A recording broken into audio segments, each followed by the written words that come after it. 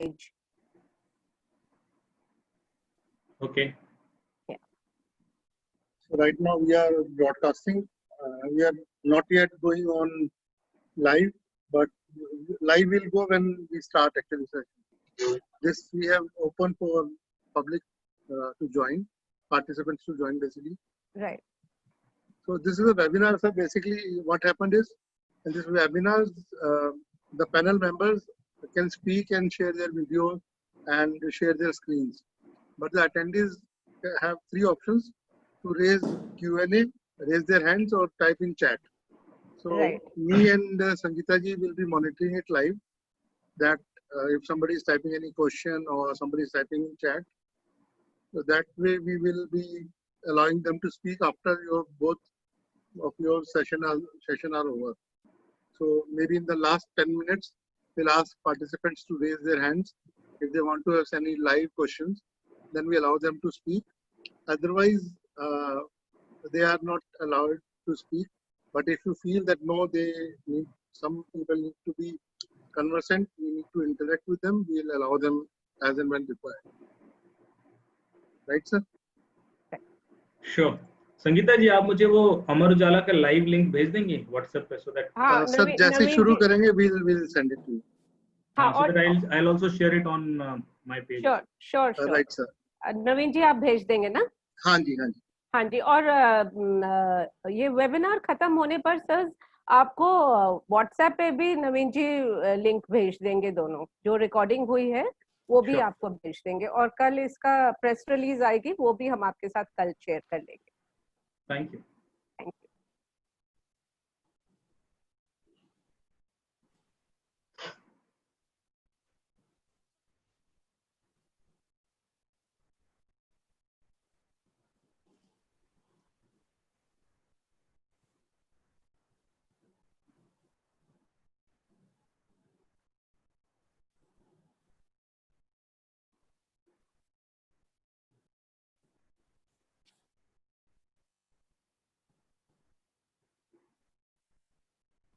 Amit.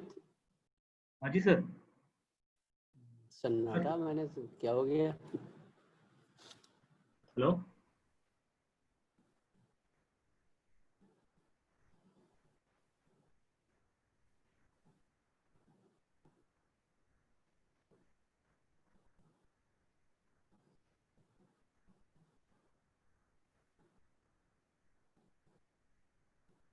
Amit ji, you want to run your presentation once and see if all the slides are functioning fine? Sangeeta ji, now we are live, so I think let's do it. No issue, that will work. No issue. Okay.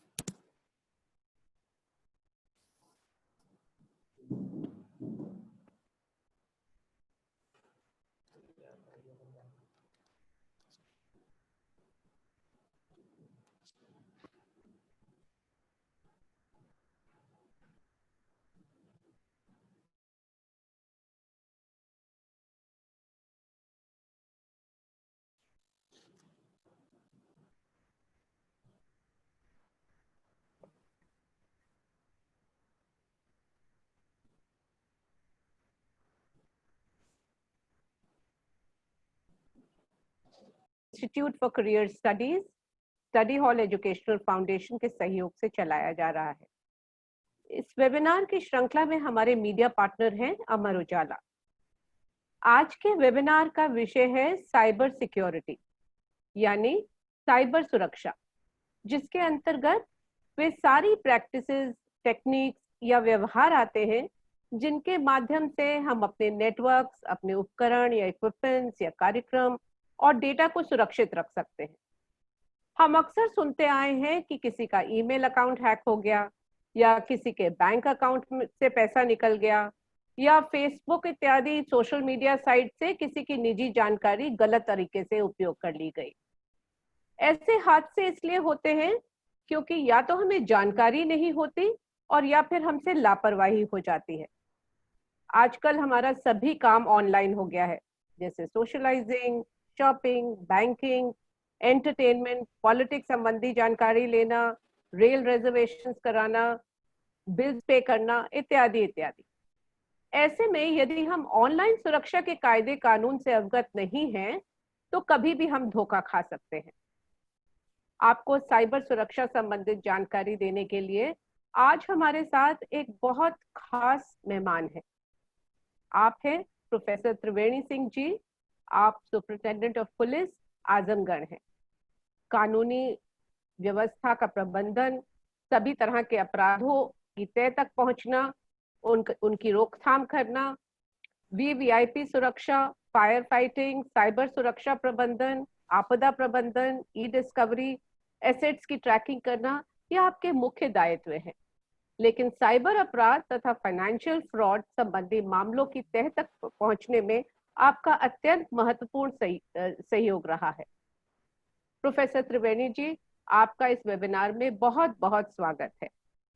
आपके साथ आज इस webinar में एक और खास मेहमान हैं।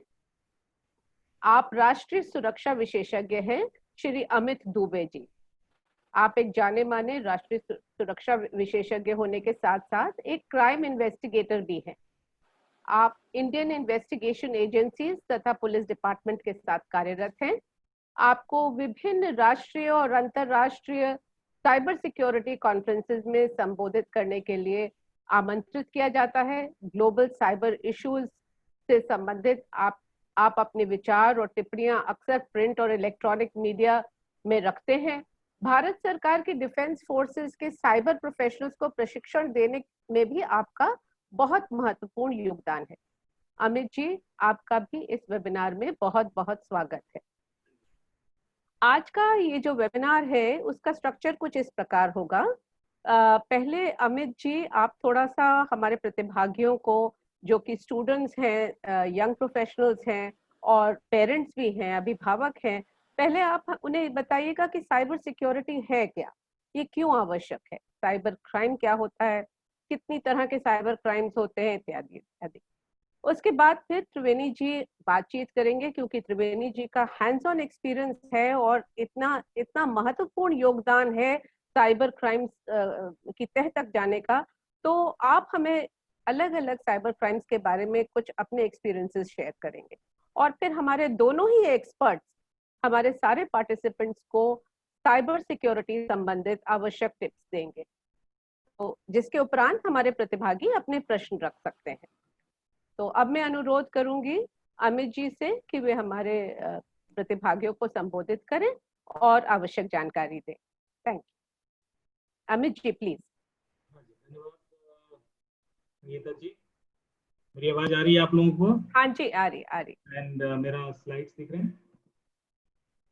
सर प्रेजेंट, हाँ बिल्कुल दिख रहा है सर। दिख रहा है? Thank you. तो नमस्कार सभी जो भी लोग हमारे साथ जुड़े हुए हैं। मैं Amit Dubey, cyber crime investigator, आपका स्वागत करता हूं। और यूनिसेफ और अमर उजाला और बाकी ऑर्गेनाइजेशंस ने इतना अच्छा प्रयास किया है, जो उसके लिए बहुत बहुत धन्यवाद। यहाँ अभी टू स्टार्ट विद मैं एक छोटा सा प्रीव्यू देना चाहूंगा किस तरह के क्राइम अभी बढ़े हैं ड्यूरिंग लॉकडाउन। साइबर क्राइम तो लगातार होते रहे हैं, पर अभी जो सिचुएशन है उसके हिसाब से, और मैं 4 सेक्शन से शुरुआत करना चाहूंगा क्योंकि लोगों को पता नहीं होता कि ये चीज जो हम कर रहे हैं एक्चुअली साइबर क्राइम है। तो एक बेसिक नॉलेज देने के लिए मैं जानबूझ के मैंने 4 लॉ के सेक्शन उठाए हैं, और जरा उनके बारे में थोड़ा सा देख लीजिए, और उसके बाद हम देखेंगे कितने तरह के क्राइम है। And then I'll invite professor Triveni Singh ji, और वो अपने आप में एक हस्ती है, वो आपको बताएंगे किस तरह से रियलिटी में वो साइबर क्राइम सॉल्व करते हैं। ये जो सेक्शन है इसलिए जानना जरूरी है कि कभी कभी आपके संग ऐसा कुछ हो रहा हो तो आप क्यों पुलिस की मदद ले सकते हैं, ये आपका हक है और ये ऑलरेडी कानून है। तो एक सेक्शन है 354D जो स्टॉकर्स के अगेंस्ट आता है। Anti-stalking law prohibits and punishes anyone who repeatedly contacts or attempts to contact a woman despite clear signs of disinterest from her. Such acts can land the stalker in jail for 3 years. कोई आपको बार बार परेशान कर रहा है, पीछे पड़ा है, friend request भेज रहा है, आपको लगता है तो ठीक है, कोई बात नहीं, क्राइम नहीं है, पर ये भी एक क्राइम है। 66C रिवेंज पॉर्न, जिसको हम बोलते हैं कि कोई बॉयफ्रेंड गर्लफ्रेंड है, उसके बाद वो उसके पास कुछ फोटोग्राफ्स हैं और वो फोटोग्राफ्स को सोशल मीडिया में डालने की धमकी देकर ब्लैकमेल कर रहा है। इस चीज के लिए जो पनिशमेंट है वो भी 3 साल की है और 2 लाख तक का जुर्माना हो सकता है। 66D एक जो सेक्शन है, यदि कोई आपको अपनी गलत आइडेंटिटी के साथ अप्रोच कर रहा है, उसका वो सही आइडेंटिटी नहीं है, फेक प्रोफाइल है, और वो आपको illegal impersonation by any communication device including computer resources, making and operating fake accounts, catfishing and other unsolicited methods of communication over the internet is illegal. 3 साल की जेल, 1 लाख का जुर्माना। कोई भी आपको लोग अप्रोच करते हैं और लड़की बन के अप्रोच करते हैं, कई बार कोई पुलिस ऑफिसर बन के अप्रोच करते हैं फेक अकाउंट क्रिएट करके, उनके लिए भी सजा है। हैकर्स ऑन योर गार्ड, यदि कोई आपकी इंफॉर्मेशन क्लोन करके कोई क्लोन प्रोफाइल बना ले, कि आपके नाम से कोई ट्विटर प्रोफाइल चल रहा है या फेसबुक चल रहा है या इंस्टाग्राम चल रहा है या आपके नाम को डिफेम किया जा रहा है, 66C 3 साल की जेल, 1 लाख का जुर्माना। और इसमें आप किसी भी का इक्विपमेंट यदि आप बिना उसकी परमिशन एक्सेस भी करते हो तो भी ये एक क्राइम है। अभी जो जिस तरह के क्राइम पिछले 3-4 महीने में अचानक से बढ़े हैं, करीब 300% से ज्यादा क्राइम बढ़ गया साइबर का। और आप जो मेजोरिटी ऑफ क्राइम्स देखते होंगे, फाइनेंशियल फ्रॉड जो होते हैं वो हमें रिपोर्ट ज्यादा होते हैं, पर जो अदर क्राइम्स है वो भी बड़े सेंसिटिव है, नॉर्मली रिपोर्ट नहीं करते लोग, क्योंकि लोगों को पता ही नहीं होता कि ये भी बड़ा क्राइम है। इसलिए मैं दोनों के बारे में थोड़ा सा जानकारी देना चाहूंगा। फाइनेंशियल फ्रॉड जो आजकल बड़े हो रहे हैं वो पेटीएम केवाईसी फ्रॉड है, मैं आगे बताऊंगा कैसे होता है ये। ई कॉमर्स फ्रॉड्स बहुत सारे होते हैं, we will discuss it in detail. SIM swapping case होता है, कार्ड क्लोनिंग हो जाती है, अभी प्रोफेसर साहब बताएंगे इन क्राइम्स के बारे में डिटेल। जो वुमेन और बच्चों, जो औरतों और बच्चों के साथ क्राइम हो रहा है, वुमेन एंड चिल्ड्रन के साथ, वो मेजरली इस तरह के हैं। साइबर स्टॉकिंग है, आइडेंटिटी थेफ्ट है, सेक्सटॉर्शन है, साइबर बुलिंग है, साइबर डिफेमेशन है, चाइल्ड पोर्नोग्राफी है और साइबर ग्रूमिंग है। बहुत ज्यादा सेंसिटिव है और बहुत तेजी से बढ़ रहे हैं सारे क्राइम। जैसा कि मैंने आपको बताया कि ड्यूरिंग लॉकडाउन ये ज्यादा बढ़ा है, करीब 4000 से ज्यादा ऐसे डोमेन रजिस्टर हुए जिसमें कोविड, वैक्सीन, कोरोना कीवर्ड का यूज किया गया है। ये जो वेबसाइट होस्ट होकर आपको ईमेल आ रही है, आपको व्हाट्सएप मैसेज आ रहे हैं, एसएमएस आ रहे हैं, कि आप उनको क्लिक कर रहे हैं, उस पर कोई इन्फॉर्मेशन भर रहे हैं या एप्लीकेशन डाउनलोड कर रहे हैं और लोगों को ल्योर किया जा रहा है। तो ये मोडस ऑपरेंडीज होती हैं। मैं कुछ केस स्टडीज हैं जो डिस्कस करूंगा जब एक बार प्रोफेसर साहब बोल लेंगे उसके बाद। ये कुछ रीसेंट केस स्टडीज हैं जो मैंने इन्वेस्टिगेट की। देख लीजिए कि stalking on Instagram, blackmailing on WhatsApp, viral हो जाता है किसी का वीडियो, बॉयज लॉकर रूम का आपने ध्यान दिया होगा, अभी केस आया था। एक फेसबुक फ्रेंड रिक्वेस्ट से कैसे एक लड़की के 4.5 लाख रुपए चले गए, हिडन कैमरा वाले क्राइम्स भी होते हैं। ये रिपोर्टिंग के लिए जो कॉन्टेक्ट डिटेल्स हैं, तो मेजरली जो हर स्टेट में एक नोडल ऑफिसर अपॉइंट किया गया है। cybercrime.gov.in पर जाकर आप अपने क्राइम रजिस्टर करा सकते हैं। उसमें हेल्पलाइन नंबर भी मिल जाते हैं, उसमें ईमेल आईडीज में है जो एसपी लेवल के ऑफिसर साइबर क्राइम स्टेट के लिए नोडल ऑफिसर हैं, और एक एडीजी रैंक ऑफिसर हैं जो अपॉइंट किए गए हैं। इसके अलावा और भी हेल्पलाइन नंबर हैं जो मैं आपको दिखाऊंगा। क्विकली मैं एक लिस्ट दिखाना चाह रहा हूँ किस तरह के क्राइम हो रहे हैं अभी, इससे पहले कि मैं कैसे इसको काउंटर करेंगे आप। Netflix Hotstar prime video offers, बहुत एसएमएस आ रहे हैं, व्हाट्सएप मैसेजेस आती हैं कि भाई इस पर क्लिक कीजिए और आपको फ्री का नेटफ्लिक्स अकाउंट मिल जाएगा, हॉटस्टार का अकाउंट मिल जाएगा। लोग क्लिक करते हैं तो मोबाइल हैक हो जाता है, उनके पासवर्ड चले जाते हैं और ऊपर परेशान होते हैं, उनके बैंक अकाउंट भी खाली हो जाता है। डोनेशन स्कैम बहुत हो रहा है, जिसमें कि लोगों को एसएमएस कर रहे हैं कि भाई आपके किसी मंदिर के नाम से या किसी एनजीओ के नाम से कि इसको आप डोनेट कर दीजिए, क्योंकि ये लोग मदद कर रहे हैं कोरोना में, जो लोग भी फंसे हुए हैं उनको खाना पहुंचा रहे हैं, ब्ला ब्ला ब्ला, और उसमें करोड़ों का हेरफेर हो रहा है। तो इसमें आप देखोगे बहुत लगातार केसेस आ रहे हैं। तो जब तक आपको क्लियर आइडेंटिफिकेशन ना हो तब तक कोई पैसा ट्रांसफर ना करें। यूपीआई अकाउंट जो पीएम केयर का था, सबको शायद पता ही होगा, यदि नहीं पता है तो आप देख लीजिए। जो एक्चुअल अकाउंट है वो है पीएम केयर्स एट SBI, और उसके नाम से कम 25 फर्जी अकाउंट खुल गए हैं। तो आप सिर्फ SBI में देखोगे तो PM care fund, PM.care, PM care, PN care, blah blah blah, इतने सारे। और अलग अलग बैंक में, इस बैंक में, PNB में, जो HDFC बैंक वगैरह में भी कई सारे यूपीआई अकाउंट लोगों ने क्रिएट कर लिए ताकि लोगों को फ्रॉड किया जा सके। बैंक फ्रॉड बहुत बड़ा है, जिसमें आपको एक एसएमएस आता है कि आपके अकाउंट में एक लार्ज अमाउंट आया है, ट्रांसफर हुआ है, और आप ये लिंक क्लिक कीजिए, और आप उस लिंक को क्लिक कर देते हो और फिर आपसे वो बैंक का पासवर्ड मांगता है और आप दे देते हो। तो आपको लगता है 33,000 रुपए मेरे अकाउंट में आया, 3,30,000 रुपए आया, तुरंत देखता हूँ किसने भेजा, और उस चक्कर में आप अपना पासवर्ड दे देते हो। फियर एक्सप्लॉइट किया जा रहा है कि आपका कोई कलीग है वो कोविड से इन्फेक्टेड हो गया है, और आप यहाँ पर एक क्लिक कीजिए और पता कर लीजिए कौन सा कलीग, और आपको तो सिम्टम्स नहीं है तो लोग क्लिक कर देते हैं।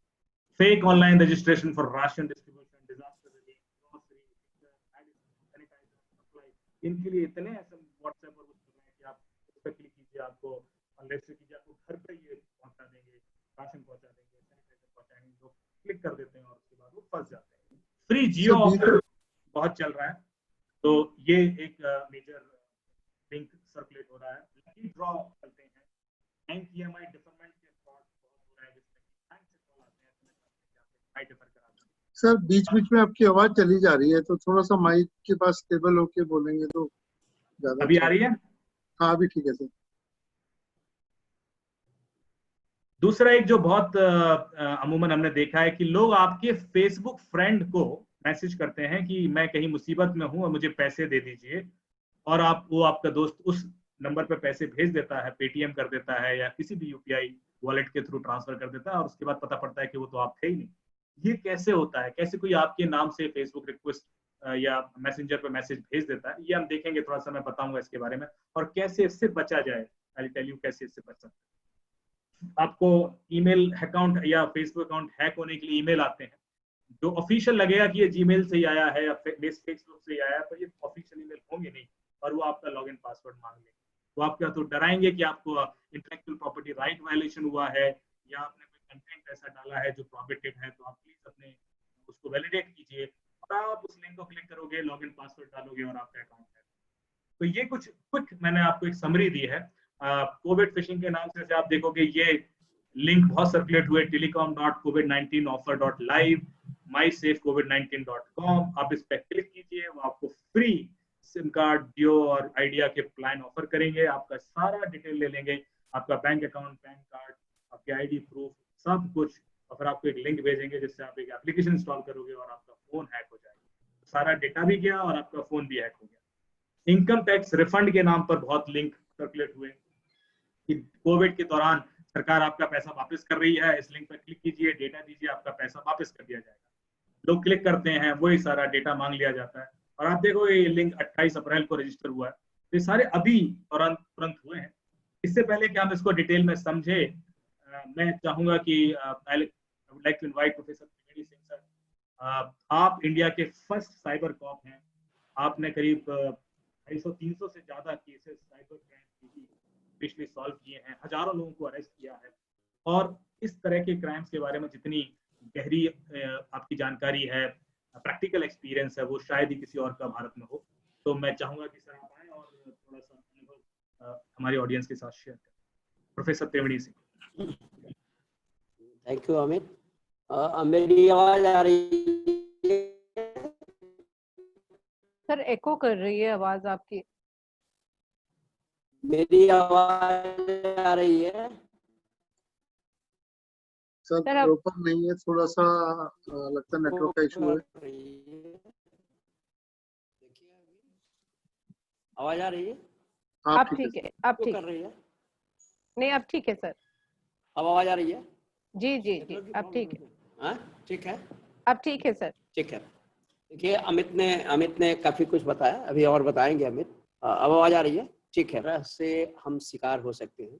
साइबर क्राइम के क्या क्या डायमेंशंस हैं, कितने तरह के साइबर क्राइम आज की डेट में, जैसे अभी बताया कि कोई इनकम टैक्स के नाम पे फ्रॉड कर रहा है, कोई नौकरी दिलाने के नाम पे फ्रॉड कर रहा है, कॉल सेंटर से आपको कॉल आता है कि आपकी सर्विस लग गई है, 10 तरह की फ्रेंडशिप के नाम पे हर तरह का क्राइम जो है साइबर थ्रू हो रहा है। पहले जो क्राइम हुआ करते थे ट्रेडिशनली आप देखें तो पहले लोग घर में घुस के चोरी करते थे, अब तो आपके अकाउंट पे अटैक कर रहे हैं और पूरा पैसा हो जा रहा है। पहले बैंक में रॉबरी करनी होती थी तो बैंक में घुस, बैंक खाली हो जा रहा है। इस तरह के मिसाइल और इससे करते थे। आज साइबर वार है, आज पूरा सब चीज हम कंट्रोल कर लेते हैं और अपनी मर्जी से हम जो भी सिस्टम है उसको डिसेबल कर देते हैं, या पूरा आपका जितना कंप्यूटर्स आपके स्कूल्स में लगे हों या ऑर्गेनाइजेशन में, हम पूरा उसको इस तरह से लॉक कर देंगे कि कोई की ही फंक्शन नहीं करेगा, पूरा डेटा बेस ही हम इनक्रिप्ट कर देंगे। तो साइबर क्राइम रोज नए नए डायमेंशन लेके आ रहा है और ये बहुत बड़ी चुनौती है हमारे सामने। फिर भी जो बच्चे आज की डेट में अभी जो सुन रहे हैं उनके लिए मैं 2-3 एग्जांपल अभी बता रहा हूँ जो 2-3 महीने में हमने केसेस क्रैक किए हैं। अभी एक केस हुआ कि भाई लॉकडाउन चल रहा था, सारे टीचर्स जो है ऑनलाइन पढ़ा रहे थे, तो उन लोगों ने, टीचर्स ने, एक स्कूल है यहाँ सेंट जेवियर, उसकी टीचर्स ने एक ग्रुप बनाया व्हाट्सएप ग्रुप पे और जितने 12th के बच्चे थे उन सबको ऐड कर दिया उस ग्रुप में, व्हाट्सएप ग्रुप में। एक 10th क्लास का बच्चा टीचर को रिक्वेस्ट करता है कि मैं सुभी बोल रही हूँ 12th की, ये मेरा नंबर है, इसको भी ऐड कर दीजिए। तो उन्होंने समझा सुभी का नंबर होगा, उन्होंने ऐड कर दिया और जैसे ऐड किया उस लड़के ने पोर्नोग्राफी उसमें छोटे छोटे वीडियो क्लिप्स भेजना शुरू कर दिया। वो सबके लिए बड़ा एम्बैरेसिंग रहा, वो बच्चों के लिए भी। टीचर आए तो हम लोगों ने फिर उसको ट्रैक किया, ट्रैक करके लड़के को, छोटे छोटे बच्चे, 10th क्लास के 2 बच्चे कर रहे थे, उनको क्या करते हैं आप। ये देखिए, ये क्या है कि जितना ऑनलाइन जो हमारी लाइफ है, जितना हमारी लाइफ को आसान बना दे रही है, क्राइम के वो जो है ना, क्राइम के दृष्टिकोण से और हमारे लिए बहुत ज्यादा खतरा बढ़ गया है। अभी एक बच्चा जो है ऑनलाइन गेम खेल रहा था, अभी आपने देखा फ्री फायर गेम है, तो उसमें क्या है कि आप ग्रुप में भी खेल सकते हैं, आप सोलो भी खेल सकते हैं, किसी और के साथ पार्टनरशिप करके वो खेल रहा था। तो उसमें खरीदना, कुछ पॉइंट्स खरीदने पड़ते हैं, अगर हायर गेम खेलना पड़ता तो आपको प्राइजेस मिलते भी हैं और आपको खरीदने भी पड़ते हैं। तो वो उसने अपने पापा का डेबिट कार्ड, उसको किसी तरह गुमराह करके उसके पापा का डेबिट कार्ड ले लिया और डेबिट कार्ड से 8 लाख रुपए का गेम खेल गए सब, 8 लाख रुपए। उसके फादर को पता ही नहीं चला, उसका मोबाइल भी अपने पास ही रखते थे, उसके अपने फादर का मोबाइल अपने पास रखा, जैसे SMS डिलीवर हुआ वो SMS खत्म कर देता था वो लड़का। 8 लाख जब उनके अकाउंट में गए, वो टीचर है बेचारे, तो उन्होंने कहा कि सर हमारे अकाउंट में तो 8 लाख रुपए हमारे अकाउंट से निकल गए। तब जब हम लोगों ने ट्रैक किया तो बच्चा रो रो के बताने लगा, पापा हम गेम खेलते थे, उसमें एक अंकल थे, वो बैठ करके हमको कहते थे कि अपने पापा के पॉकेट से वो निकालो और ये देखो उसमें डेबिट कार्ड के 15 डिजिट होंगे और ये एक्सपायरी होगा और पीछे देखो 3 और डिजिट लिखे होंगे। इस तरह करके उसने ऐसा कर दिया। अब वो बच्चा 7th क्लास का बच्चा क्या समझ रहा है इस चीज को, वो 7th क्लास का बच्चा इस चीज को समझ नहीं रहा है। उसी तरह 10th क्लास का बच्चा ये नहीं समझ रहा कि जो पोर्नोग्राफी ये हम क्लिप डाल रहे हैं उसके लीगल क्या वो है, क्या हमको जेल भेजा जाएगा? हमने जेल नहीं भेजा, लेकिन वो अरेस्ट जुवेनाइल होने के कारण उसको जेल तो नहीं भेजा जाएगा, लेकिन उसके खिलाफ चार्जशीट जाएगी, उसका जुवेनाइल कोर्ट में ट्रायल होगा, जेल भी हो सकती है, उसके बच्चों के जेल में भी जाना पड़ेगा। तो इस तरह के क्राइम जो है आज की डेट में, अभी एक गैंग का भी 8-10 दिन पहले 24 लड़कों का एक गैंग, मैंने साइबर गैंग रजिस्टर कराया। वो लड़के क्या करते थे कि वो लड़के एटीएम बूथ पे चले जाते थे और वहाँ ब्लैंक एटीएम कार्ड लिए रहते थे और किसी को हेल्प करने के बहाने उसका कार्ड ही स्वैप कर लेते थे, ले लेते थे और कार्ड बदल के चल देते थे। तो आदमी समझता था कि वो तो मेरा वही वाला कार्ड है, पता चला वो तो उसमें है ही नहीं, कुछ पैसा ही नहीं है उनका, लेकर के चूंकि हेल्प करने के नाम पे पिन भी ले लेते थे और कार्ड भी चेंज कर लेते थे। एक तो ये करते थे। दूसरा क्या है कि आप एटीएम, जब आप एटीएम बूथ पे जाते हैं तो उसमें छोटे छोटे स्कीमर आते हैं, वो जो एटीएम सेट नहीं कर पाए कि ऊपर से सुपर इम्पोज्ड है, और जैसे आप कार्ड लगाएंगे, आप कीबोर्ड पे आप अपना पिन डालते हो, की लॉगर नीचे रहता है और की लॉगर भी लॉग हो जाता है और वो एटीएम का आपका पूरा मैग्नेटिक डेटा कॉपी हो जाता है। और ये मशीनें आपको 30-35 हजार रुपए में अमेजन से भी खरीद सकते हैं, ब्लैंक कार्ड अमेजन पे मिलता है।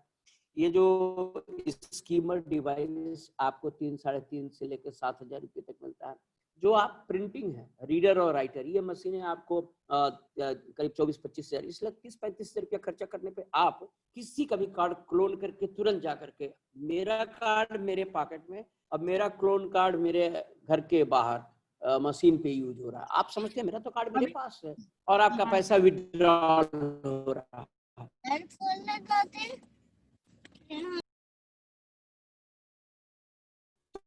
इस तरह के क्राइम आज की डेट में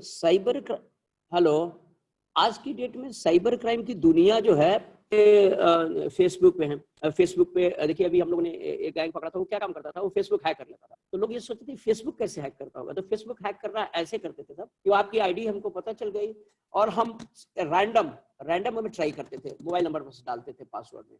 हमारे ऑफिस के 3-4 लड़के ऐसे थे जो मोबाइल नंबर ही अपना पासवर्ड रखे थे और हैक हो जाता था। उसके बाद सारे लोगों को मैसेज करते थे, यार हमको ये जरूरत है, हम हॉस्पिटल में है, हमारे पेटीएम में इतना पैसा डाल दो, मैं जैसे ठीक हो गया आऊंगा तो तुमको डाल दूंगा, तुमको पैसा दे दूंगा। तो इस तरह से आदमी ये सोचता था कि ये कोई बहुत ही कठिन कोई टेक्नोलॉजी यूज करके या हैक करके करते हैं, क्योंकि सिंपल सी चीज है कि हमने अपना पासवर्ड ही मोबाइल नंबर बना रखा है, तो कोई आदमी गेस कर सकता है, कोई आदमी आपका फेसबुक आईडी खोल सकता है। तो इस तरह से करते थे ये लड़के। आज की डेट में देखिए फेसबुक पे हम पता नहीं कितनी चीजें आ रही हैं, उसमें पोर्नोग्राफिक चीजें अभी आ रही है, एंटी नेशनल चीजें भी आ रही है, एंटी रिलीजियस आ रही हैं, तमाम तरह की मॉर्फ करके डाल दे रहे हैं भगवान के। अब उसमें लड़का शेयर कर दिया, उसको क्या पता कि किसी गॉड या गॉडेस का अगर मॉर्फ करके हम कोई गंदी चीज बना दे और उसको शेयर करना भी गुनाह है, उसमें भी हम चले जाएंगे, मुकदमा कायम हो जाए। बच्चे लीगल उसके इम्प्लीकेशन क्या है बच्चे जान नहीं पाते हैं। मैं बच्चों को हमेशा ये एडवाइस करता हूँ कि आप चाहे सोशल मीडिया पे हो या अपना पेटीएम अकाउंट खोल रहे हो, देखिए पेटीएम के ढेर सारे इस समय क्राइम हो रहे हैं। आपको एक कॉल आएगी, वो कहेगा देखिए आपका केवाईसी अपडेटेड नहीं है, जो आपके केवाईसी अपडेट नहीं तो ये कल ब्लॉक हो जाएगा, आपका एटीएम या डेबिट कार्ड ब्लॉक हो जाएगा, तो आप ये इन्फॉर्मेशन दे दीजिए तो ब्लॉक नहीं होगा, हम ऑनलाइन एक्टिवेट कर देंगे और आपकी केवाईसी भी अपडेट कर देंगे। इस तरह से हजारों लोग इसके शिकार हुए हैं, कितने हजारों लोगों के अकाउंट से पैसे निकल जाते हैं, उनके समझ में नहीं आता कि ये पैसे कैसे निकल रहे हैं। मेरा सिर्फ ये कहना है सबको कि आज की डेट में कोई भी अननोन कॉल है। अच्छा एक चीज और मैं बता दूं कि आज का ये टाइम स्पूफिंग का है, इसको स्पूफिंग एज बोला जा रहा है कि ये हर चीज की स्पूफिंग है। हम आपका मोबाइल नंबर स्पूफ कर सकते हैं, आप ही के मोबाइल नंबर से आपके पापा को फोन कर सकते हैं और आपके पास आपकी मोबाइल है, आपके मेल आईडी से हम आपके पापा को या आपके सीनियर को, आपके प्रिंसिपल को मेल कर सकते हैं, क्योंकि हर चीज की स्पूफ है। अगर मैं अभी चाहूं कि त्रिवेणी सिंह के मेल आईडी से किसी के मेल आईडी से, अमित के मेल आईडी से मैं विद इन सेकंड और उसको ट्रैक करना भी बड़ा मुश्किल है। और जब आप उसको देखेंगे तो अनलेस एंड अनटिल जाकर उसके हेडर में या डिटेल्स एनालिसिस नहीं करते हैं, तो डिटेल में एनालिसिस किए बगैर आप जान ही नहीं सकते कि ये जेन्युइन मेल आईडी है या जेन्युइन फोन नंबर है या नहीं है, क्योंकि वो बहुत ही उसका इन्वेस्टिगेशन भी बड़ा टफ होता है। तो जब सब कुछ आपका फोटो लगाया हमने, आपका नाम लिखा संगीता जी, और एक मैंने तुरंत फेसबुक आईडी बना दी, और आपके जितने दोस्त मित्र सबको लिंक भेजना, तो लोग यही सोचेंगे आपका फोटो है और आपकी मेरा वो है, क्या कहते हैं, आपका नाम है। मेरा सलाह ये है कि आज की डेट में ऑनलाइन जब सब कुछ है, तो हमको किसी भी चीज पे यकीन करने का नहीं वो है। हमको यकीन तभी करना है जब हम उसको ऑफलाइन मोड में भी कंफर्म कर लें कि ये हम ही हैं, या ये अमित जी हैं, ये संगीता हैं। ये जब तक फोन से ना कंफर्म कर ले तब तक ना माने कि ये फोन कॉल उन्हीं का है, ये फेसबुक आईडी उन्हीं की है, ये मेल उन्होंने ही किया है। खासकर जब फाइनेंशियल ट्रांजैक्शन की बात हो, या खासकर जो बहुत ही पर्सनल इश्यूज इन्वॉल्व हो, तो बिना फोन किए discount on Apple phone, Apple 11 और 12 आ रहा है, इस पे 80% डिस्काउंट पे हम आपको दे देंगे। पता चला वो जो वेबसाइट है उसकी ऑथेंटिसिटी चेक किए, वो जेन्युइन वेबसाइट है कि नहीं, वो यूआरएल ऑथेंटिक है कि नहीं। ये जब तक आप इस पे होमवर्क नहीं करेंगे, अच्छी एक्सरसाइज नहीं करेंगे, जानेंगे नहीं कि क्या ऐसा भी है, तो और इसके क्या टूल्स टेक्निक्स हैं जानने के, कैसे हम चेक करें कि हमारी वेबसाइट सही है, स्पूफ्ड है, या जिस जो मतलब ट्रस्टवर्दी है कि नहीं। तो ये सब चीजें आपको गूगल पे खुद ही जानना पड़ेगा, देखना पड़ेगा। आप ट्रस्टेड नाम जानते हैं, आप जो भरोसे के वेबसाइट है उनकी स्पेलिंग जानिए। जैसे सपोज कर लीजिए कि आपको आईसीआईसीआई बैंक में आपका ऑनलाइन अकाउंट है, तो आप आईसीआईसीआई बैंक का गूगल पे कोई लिंक है तब ओपन मत करिए, आप खुद जाइए अपने ब्राउजर पे, सारा कुछ हर समय जितने भी कुकीज वगैरह सब आप डिसेबल करते रहिए। उसके बाद खुद www.icicibank.com करिए, उसके बाद जाकर के आप ऑनलाइन अपनी क्रेडेंशियल्स उसमें फीड कीजिए। अदरवाइज पता चला क्या है, लुक दिखने में तो लगेगा आईसीआईसीआई है, लेकिन वो होगा आईसीआईसीआई एक और आई और .com होगा। आप समझ रहे हैं हम बैंक पे जा रहे हैं, पता चला वो फिशिंग पेज है, वो बैंक का फिशिंग पेज है, उसमें आपने क्रेडेंशियल्स आपने डाल दिए, क्रेडेंशियल्स गया दूसरे के पास, क्रिमिनल तुरंत पैसा निकाल लिया आपके अकाउंट से। तो आज के डेट में साइबर स्पेस से जितना खतरा है उतना किसी चीज से नहीं। अब अभी अमित बताएंगे, अभी अमित एक वेबिनार कल कर रहे थे, मैंने देखा था डार्क वेब का, कि डार्क वेब की दुनिया में कोई भी क्राइम जो आप सोच सकते हैं सब कुछ होता है। इवन वहां हिटमैन मिलते हैं आपको, अगर आपको किसी को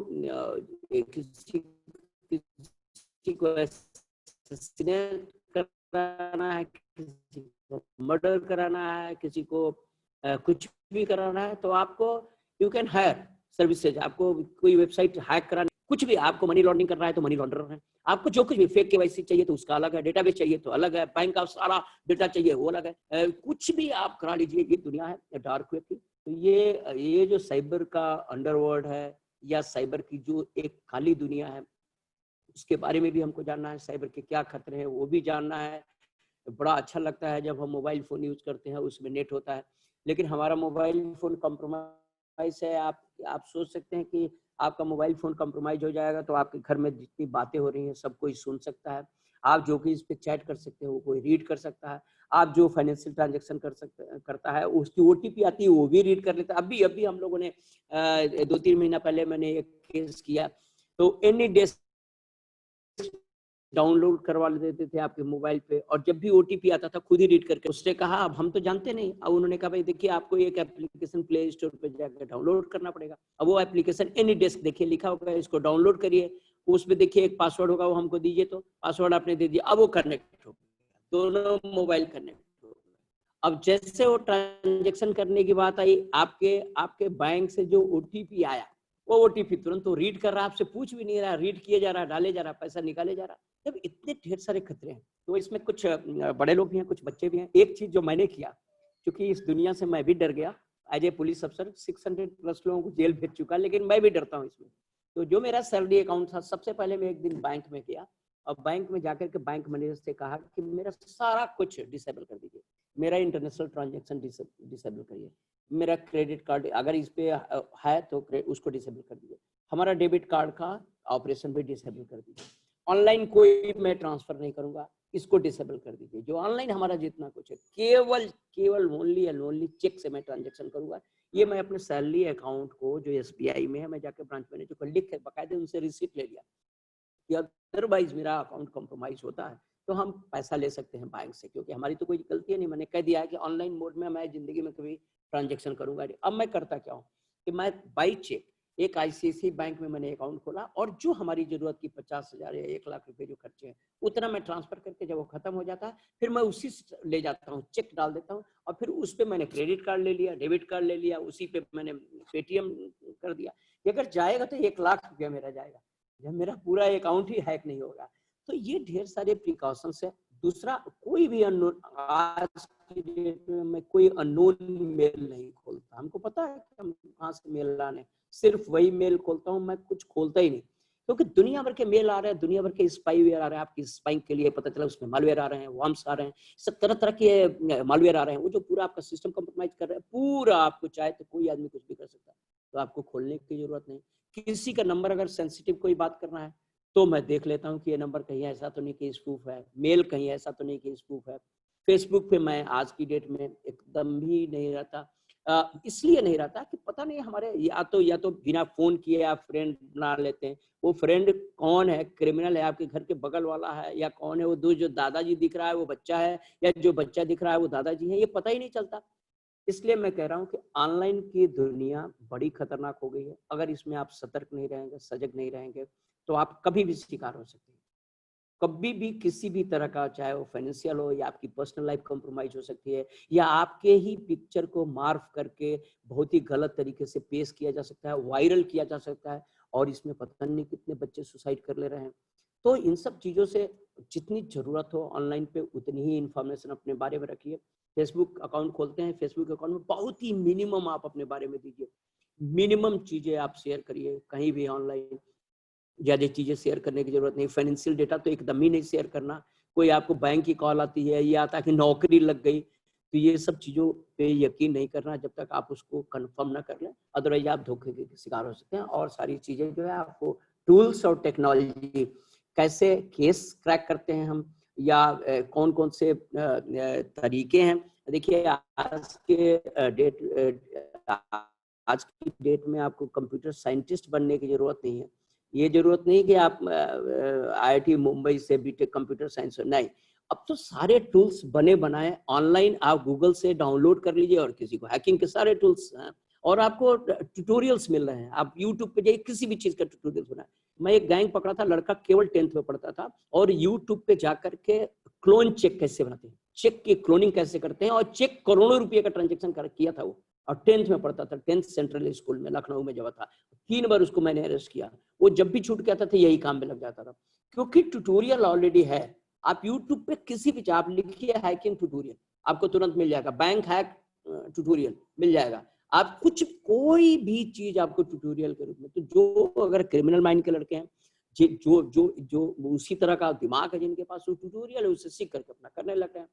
तो मैं सारे लोगों को ये बताना चाहता हूँ कि ये सब चीजों से दूर रहें। हाँ, एक चीज मैं जरूर बताना चाहूंगा कि आप कुछ भी कर लीजिए, आपको पुलिस पकड़ लेगी। आप कुछ भी कर लीजिए, चाहे आप प्रॉक्सी सर्वर यूज करिए, चाहे आप कुछ भी करिए, अल्टीमेटली आप एक न एक दिन पकड़े जाएंगे। आप चाहे विदेश का क्रेडिट कार्ड यूज कर लीजिए, चाहे कुछ भी करिए, अल्टीमेटली गेनर तो आप हैं। और कहीं ना कहीं से हमको इन्फॉर्मेशन मिल जाएगी। हम लोगों के साइबर इन्फॉर्मर भी हैं, हम लोगों के लोकल इन्फॉर्मर भी हैं। आप जो ऑनलाइन, जैसे आप ऑनलाइन आते हो तो आप ढेर सारे अपने बारे में सबूत छोड़ते जाते हो। आप अभी फॉर एग्जांपल हम अभी कनेक्ट हुए हैं, तो जूम के डेटा बेस में हमारा ये आईडी लॉग है।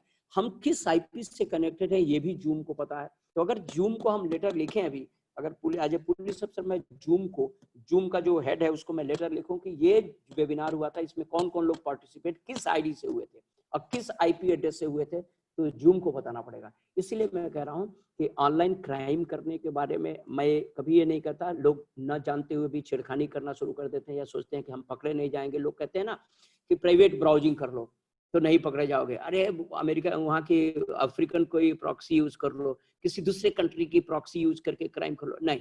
मेरा ये मानना है कि आप कुछ भी कर लेंगे आप पकड़े जाएंगे, नंबर 1। नंबर 2, ऑनलाइन हर समय आप अलर्ट मोड में रहिए। जब भी ऑनलाइन होइए अलर्ट मोड में रहिए। चाहे आप किसी से बात कर रहे हैं, फाइनेंशियल ट्रांजैक्शन कर रहे हैं, या कोई मेल भेज रहे हैं या रिसीव कर रहे हैं। धन्यवाद। अमित, आप अमित जी, समझे। आपसे Thank you. अनुरोध है कि थोड़ा सा टिप्स बताएं हमारे प्रतिभागियों को कि किस तरह से साइबर सुरक्षा रख सकते हैं। Thank you Sangeeta ji, thank you professor Triveni sir, आपने बहुत ही विस्तार से चीजें बताई और मेरे ख्याल से उन लोगों को आइडिया लग गया होगा कि किस तरीके से क्रिमिनल आपको अप्रोच करता है और आपके विश्वास को जीत कर आपको लूट लेता है। बच्चों को कई बार एहसास नहीं होता कि जो वो छोटी छोटी चीजें कर रहे हैं, पॉपअप आया क्लिक कर दिया या कोई गेम इंस्टॉल कर रहे हैं, वो उनके माँ बाप के लिए कितना खतरनाक हो सकता है, उनके खुद के लिए कितना खतरनाक हो सकता है। Thank you so much sir. मैं क्विकली कुछ टिप्स दूंगा और एक कहानी सुनाऊंगा अभी टू स्टार्ट विद, क्योंकि सर ने इतने सारे केसेस बताए। एक केस जो अभी मुझे 1.5-2 हफ्ते पहले रिपोर्ट हुआ, नोएडा के एक लेडी ने मुझे कॉल किया कि अमित आपकी हेल्प चाहिए, बड़ा इंटरेस्टिंग सा केस है और इससे लर्निंग बहुत है। तो मैंने क्या हुआ, बोले मुझे 30 दिन पहले एक फ्रेंड रिक्वेस्ट आई लियोनार्डो करके किसी बंदे की, और मैंने उसको एक्सेप्ट कर ली। वो लंदन का बंदा था, अंग्रेज था, मेरी उससे बातचीत होने लगी, फिर हमने नंबर एक्सचेंज कर लिया, वो +44 नंबर था, तो लंदन का ही नंबर था। बातचीत करते करते बोले एक दिन उसने मेरे से एक हेल्प मांगी। उसने कहा कि मैंने एक कुरियर भेजा है दिल्ली में अपने एक दोस्त को और वो लॉकडाउन हो गया है तो वो कुरियर पहुंच नहीं पा रहा है, वो नोएडा पहुंच गया है, तो आप उसको अपने यहाँ रखवा लो और जब लॉकडाउन खुलेगा तो उसको दिल्ली पहुंचा दें। लेडी ने कहा ठीक है कोई बात नहीं। अगले दिन उसको कुरियर वाले का फोन आ गया कि मैडम आपका एक कुरियर है और आपके घर पहुंचाना है। उसने कहा हाँ ले आओ। तो उस कुरियर वाले का थोड़ी देर बाद फोन आता है कि मैडम इसमें तो कैश है। कैश है? तो उसने वापस वो लियोनार्डो जो +44 नंबर वाला था उसको मैसेज किया व्हाट्सएप पे कि भाई ये कौन सा कुरियर है। तो उसने कहा मैडम ये आप ही के लिए भेजा मैंने, ये कैश है, मैंने आपको सरप्राइज गिफ्ट देना था, तो मैं तो दोस्त की कहानी सुना रहा था कि दोस्त को देना, बट ये आपके लिए, तो आप प्लीज इसको पिक कर लो। मैंने आपको 48 लाख कैश भेजा। ये ट्रू स्टोरी, सच्ची कहानी। और ये लड़की जो है ये बहुत अच्छे दिल्ली यूनिवर्सिटी के किसी कॉलेज से पढ़ी लिखी मैच्योर लड़की है। तो मैं इसलिए कह रहा हूँ कि कोई भी इस ट्रैप में फंस जाता है। उसने 48 लाख कैश है, तो कुरियर वाले का फिर से फोन आया कि इसमें आपको 3.5 लाख की पेनल्टी देनी पड़ेगी, उसके बाद आपके पास कुरियर पहुंच जाएगा। तो उसने पहले 75,000 दिए, फिर थोड़े और पैसे दिए, 3.5 लाख उसने ट्रांसफर किया। अगले दिन फिर कॉल आया कुरियर वाले का कि मैडम इसमें तो कुछ ज्वेलरी भी है, तो आपको 7 लाख और देना पड़ेगा। तो अब इसने फिर फोन किया उसको, उसने कहा हाँ मैंने कोई ज्वेलरी भेजी है। अब इसने अपने हस्बैंड से बात की कि मेरे पास एक 48 लाख कैश का कुरियर आया है और ज्वेलरी भी आई है और मुझे उठाना है। तो हस्बैंड ने ऑफकोर्स उसको सुनाया कि तुम क्या नोन नंबर पर पैसे ट्रांसफर किए जा रहे हो, ये कोई तरीका है। और फिर उसने समझाया बुझाया होगा, तो बात इन्वेस्टिगेशन तक होते होते मेरे तक आई। जब मेरे से बात आई तो मैंने उसको थोड़ा सा इरिटेटेड होकर बोला, मेरे से बात करी थी, नॉर्मली ऐसा नहीं करना चाहिए। मैंने कहा मेरे से बोले कि सर भैया मेरे पैसे वापस दिला दो, मेरे पैसे वापस दिला दो, किसी तरीके से 3.5 लाख वापस दिला दो मेरे। मैंने कहा मैडम अब आपने थोड़ा किसी पर लालच किया है तो थोड़ा सा वेट कीजिए, देखते हैं, कोशिश करते हैं। तो बोलती है कि I would be the last person to be dupe like this, I am not a greedy person. मतलब मैं लालची नहीं हूं, मैं अंतिम व्यक्ति होती है यदि कोई ऐसा लालच करता। तो मैंने कहा फिर आपने पैसे क्यों ट्रांसफर किए? यदि आपने मेड को 10,000 रुपए नहीं दोगे आज की डेट में, जिसको आप 2 साल से जानते हो, अपने एक बंदे को 3.5 लाख रुपए सिर्फ फोन पर बात करके दे दिए, क्यों? तो उससे मेरे से कि I was attached to that person, I was really trusting that person. तब मेरा दिमाग खटका, मैंने कहा कि आपने कोई वीडियो कॉल तो नहीं की थी उस बंदे से? उसने कहा हाँ की थी। मैंने कोई फोटोग्राफ तो शेयर नहीं किया? हाँ की है। तो मैंने कहा फिर आप गलत तरीके से फंस चुके हो और इसलिए वो मुझे प्रेशराइज कर रही थी। तो मैं कह रहा हूँ ये सारा का सारा प्रकरण हुआ 30 दिन के अंदर लॉकडाउन में। और आपको कोई फेसबुक पे रिक्वेस्ट आती है और आप इतना ट्रस्ट जीत लेते हो कि आप कुछ भी कर रहे हो उसके साथ, पैसे भी दे रहे हो, फोटोग्राफ्स भी शेयर कर रहे हो। फिर क्या, हमने इन्वेस्टिगेशन शुरू किया। वो बंदा जो कुरियर वाला था मुंबई में आइडेंटिफाई हुआ। फिर हमने मुंबई डीआईजी साहब है उनको कॉल करके किसी तरह अरेस्ट कराया। लेकिन जो मुद्दा ये है कि इस घटना से ये लड़की, क्योंकि ये लड़की कोई गांव की नहीं थी, ये लड़की कोई रूरल एरिया की नहीं थी, कोई अनपढ़ भी नहीं थी, ये लड़की बहुत पढ़ी लिखी स्मार्ट लड़की थी। ऐसा हो सकता है तो किसी के संग हो सकता है। अमित एक सेकंड हम बोल सकते हैं? एक हाँ जी सर प्लीज प्लीज। देखिए मैं बता रहा हूँ, ये जब मैं स्टेप में था तो 3 केसेस जो आप एकदम जो बता रहे हैं ना, एग्जैक्टली 3 केसेस हमने क्रैक किए। उसमें नाइजीरियन लड़के थे जो दिल्ली में रहते थे, उनको एक को पटना से अरेस्ट किया, एक को नासिक से अरेस्ट कराया गया, एक को दिल्ली एयरपोर्ट से अरेस्ट कराया गया। ये हुआ क्या, मैं आपको बता दूं, प्रोफाइल क्या था। लखनऊ यूनिवर्सिटी के डिपार्टमेंट ऑफ एजुकेशन की जो डीन थी, उनके साथ उनके 56 लाख रुपए चले गए थे इसी तरह की फ्रेंडशिप में। दूसरा, आगरा मेडिकल कॉलेज में एसोसिएट प्रोफेसर थी लेडी, उसका गया था, उसका भी 45-50 लाख के करीब गया था। और एक लखनऊ की एनजीओ चलाती थी बेचारी, उसके 16-17 लाख रुपए गए। वो अल्टीमेटली छोड़ करके चली गई नेपाल। ये क्या हुआ, सबके साथ ऐसा ही हुआ जो आपने बताया, एग्जैक्टली वैसे ही फेसबुक पे दोस्ती होती थी, प्रोफाइल मिलता जुलता प्रोफाइल, जैसे वो लेडी प्रोफेसर थी तो जो लंदन स्कूल ऑफ इकोनॉमिक्स का प्रोफेसर बनकर उसने बहुत ही हैंडसम वो लगाया, फिर चैटिंग हुई, फिर 1-1.5 महीने बाद फिर वो काफ़ी इंटीमेट बातें होने लगी, फिर वो व्हाट्सएप से चैट करने लगा, फिर वैसे ही उसने कहा कि हम एक कुरियर गिफ्ट भेज रहे हैं। फिर वो हीथ्रो एयरपोर्ट से एक कॉल आया कि मैं इमिग्रेशन डिपार्टमेंट से बोल रहा है, ये इनका ये 50,000 पाउंड जो है ये नहीं ले जा सकते, वो इंडिया ले जा रहे हैं, इसके लिए आपको ये देना पड़ेगा। और इंडियन अकाउंट नंबर दिए जाते थे, और जो अकाउंट नंबर दिए जाते उसमें नाम जो है नॉर्थ ईस्ट के जो लड़के होते हैं उनके नाम अंग्रेजों से मिलते जुलते होते हैं, तो वो नॉर्थ ईस्ट के अकाउंट यूज कर लेते हैं जो गरीब वहाँ के लोग हैं, और पूरा ट्रांजेक्शन करके इस तरह से खेल होता था। तो ये मेरा ये मानना है कि इसका लिटरेसी से कोई लेना देना नहीं। जब मैं 2009 में जब नोएडा था तो आपने देखा होगा बल्क मेल करते थे नाइजीरियन, जिसको 419 नाइजीरियन स्कैम बोला जाता था। तो बल्क मेल हजारों की संख्या में करते थे कि आपकी लॉटरी लगी हुई है, और या कोई बहुत अमीर आदमी है जो पूरी प्रॉपर्टी छोड़ रखा है, वो पैसा ट्रांजेक्शन वो करना है इंडिया में हम चाहते हैं, या हम चैरिटी के नाम पे करना चाहते हैं। तो उसमें सबसे ज्यादा जो लोग विक्टिम थे वो बहुत ही वेल क्वालिफाइड आर्मी के अफसर हुआ करते, जो ब्रिगेडियर और कर्नल और जो अपने को समझते थे कि हम सबसे ज्यादा इंटेलिजेंट, वही लोग शिकार हुए थे। इसमें भी देखिए जो 3 प्रोफाइल मेरे सामने थी, उसमें आप सोच सकते हैं कि यूनिवर्सिटी की डीन, मेडिकल कॉलेज के एसोसिएट प्रोफेसर, एनजीओ रन करने वाली लेडी, ये बहुत ही क्वालिफाइड लोग होते हैं, लेकिन वो कैसे विफुल करते हैं, ये जैसा आपने बताया एग्जैक्टली यही मॉडस ऑपरेंडी था। और इस तरह से इंडिया में पता नहीं कितने लोग शिकार होते हैं, पता नहीं, बहुत से तो केसेस पुलिस में आते हैं, बहुत से केसेस आ ही नहीं पाते हैं। तो इसलिए इस तरह के मेल से सबको अलर्ट रहने की जरूरत है। धन्यवाद। Thank you sir, thank you so much. Amit ji और त्रिवेणी जी, बहुत सारी बात हो गई और बहुत विस्तृत रूप से आपने बताया कि किस तरह के क्राइम्स और कैसे लोग ट्रैप में फंस जाते हैं। अब थोड़ा सा हमें ये भी बताइए कि हमारे जितने प्रतिभागी हैं आपसे सुनने के लिए शायद आतुर भी होंगे कि कुछ तो टिप्स आपने डिस्कशन के दौरान भी बताई, पर कुछ ऐसी टिप्स जिसके माध्यम से ये लोग अपने ईमेल अकाउंट्स, अपने सोशल मीडिया अकाउंट्स, अपने बैंकिंग ट्रांजैक्शंस इत्यादि इत्यादि सिक्योर कर सके, तो थोड़ा सा उस पर भी रोशनी डालें।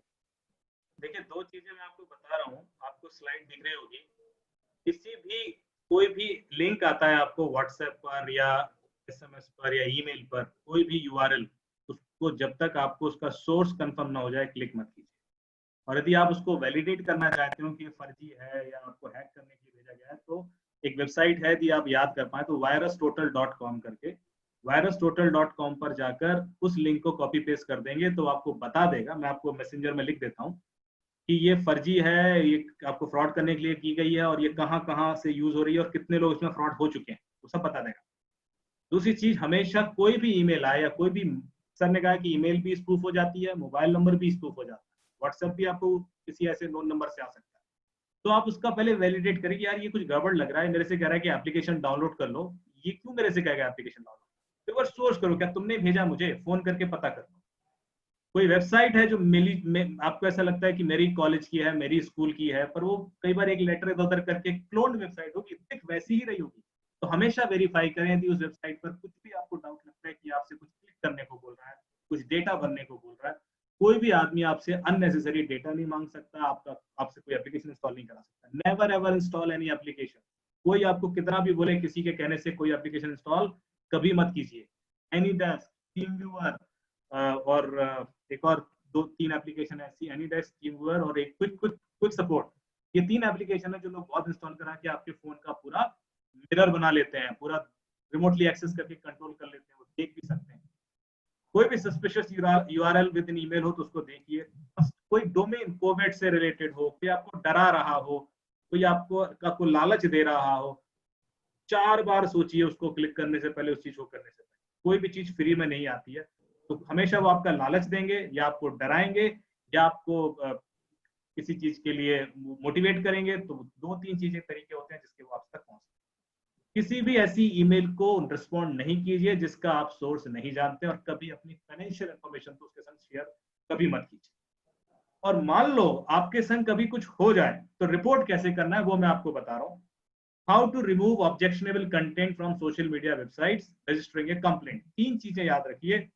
फेसबुक पे कुछ भी रिपोर्ट करना है तो देखिए 4 सेक्शन है। यदि आपकी कोई प्राइवेसी वायलेट की गई है, आपकी कोई पर्सनल फोटोग्राफ फेसबुक पे आई है, या आपका डिटेल किसी ने डाल दिया, आपका मोबाइल नंबर डाल दिया, कुछ भी, तो आप यहाँ रिपोर्ट कर सकते हैं। How do I report inappropriate और अब्यूसिव थिंग। यदि कोई गलत लिख रहा है, हेट कंटेंट लिख रहा है, न्यूडिटी है या कोई ऐसा कंटेंट है, तो आप उसको इस लिंक पर, और ये सारी लिंक गूगल पे मिल जाएंगे आपको, facebook.com हेल्प पे जाइए, हेल्प से, तो आपको उसके अंदर एक पूरा क्लासिफाइड कंप्लेंट सिस्टम मिलेगा। हर चीज की आप उस पर कंप्लेंट कर सकते हैं। facebook.com/help, that's it. यदि आप किसी पेज के बारे में रिपोर्ट करना चाहते हो कि पूरा का पूरा पेज कुछ गड़बड़ है और ये फ्रॉड कर रहा है, उसके बारे में भी रिपोर्ट कर सकते हो। कोई भी चीज फेसबुक पर हो रही है तो एक अलग सेक्शन है, how to report anything on Facebook, उसके लिए अलग है। इसी तरह इंस्टाग्राम पे रिपोर्ट करना है तो help.instagram.com पर जाइए और इंस्टाग्राम की कोई भी चीज आप वहां रिपोर्ट कर सकते हैं।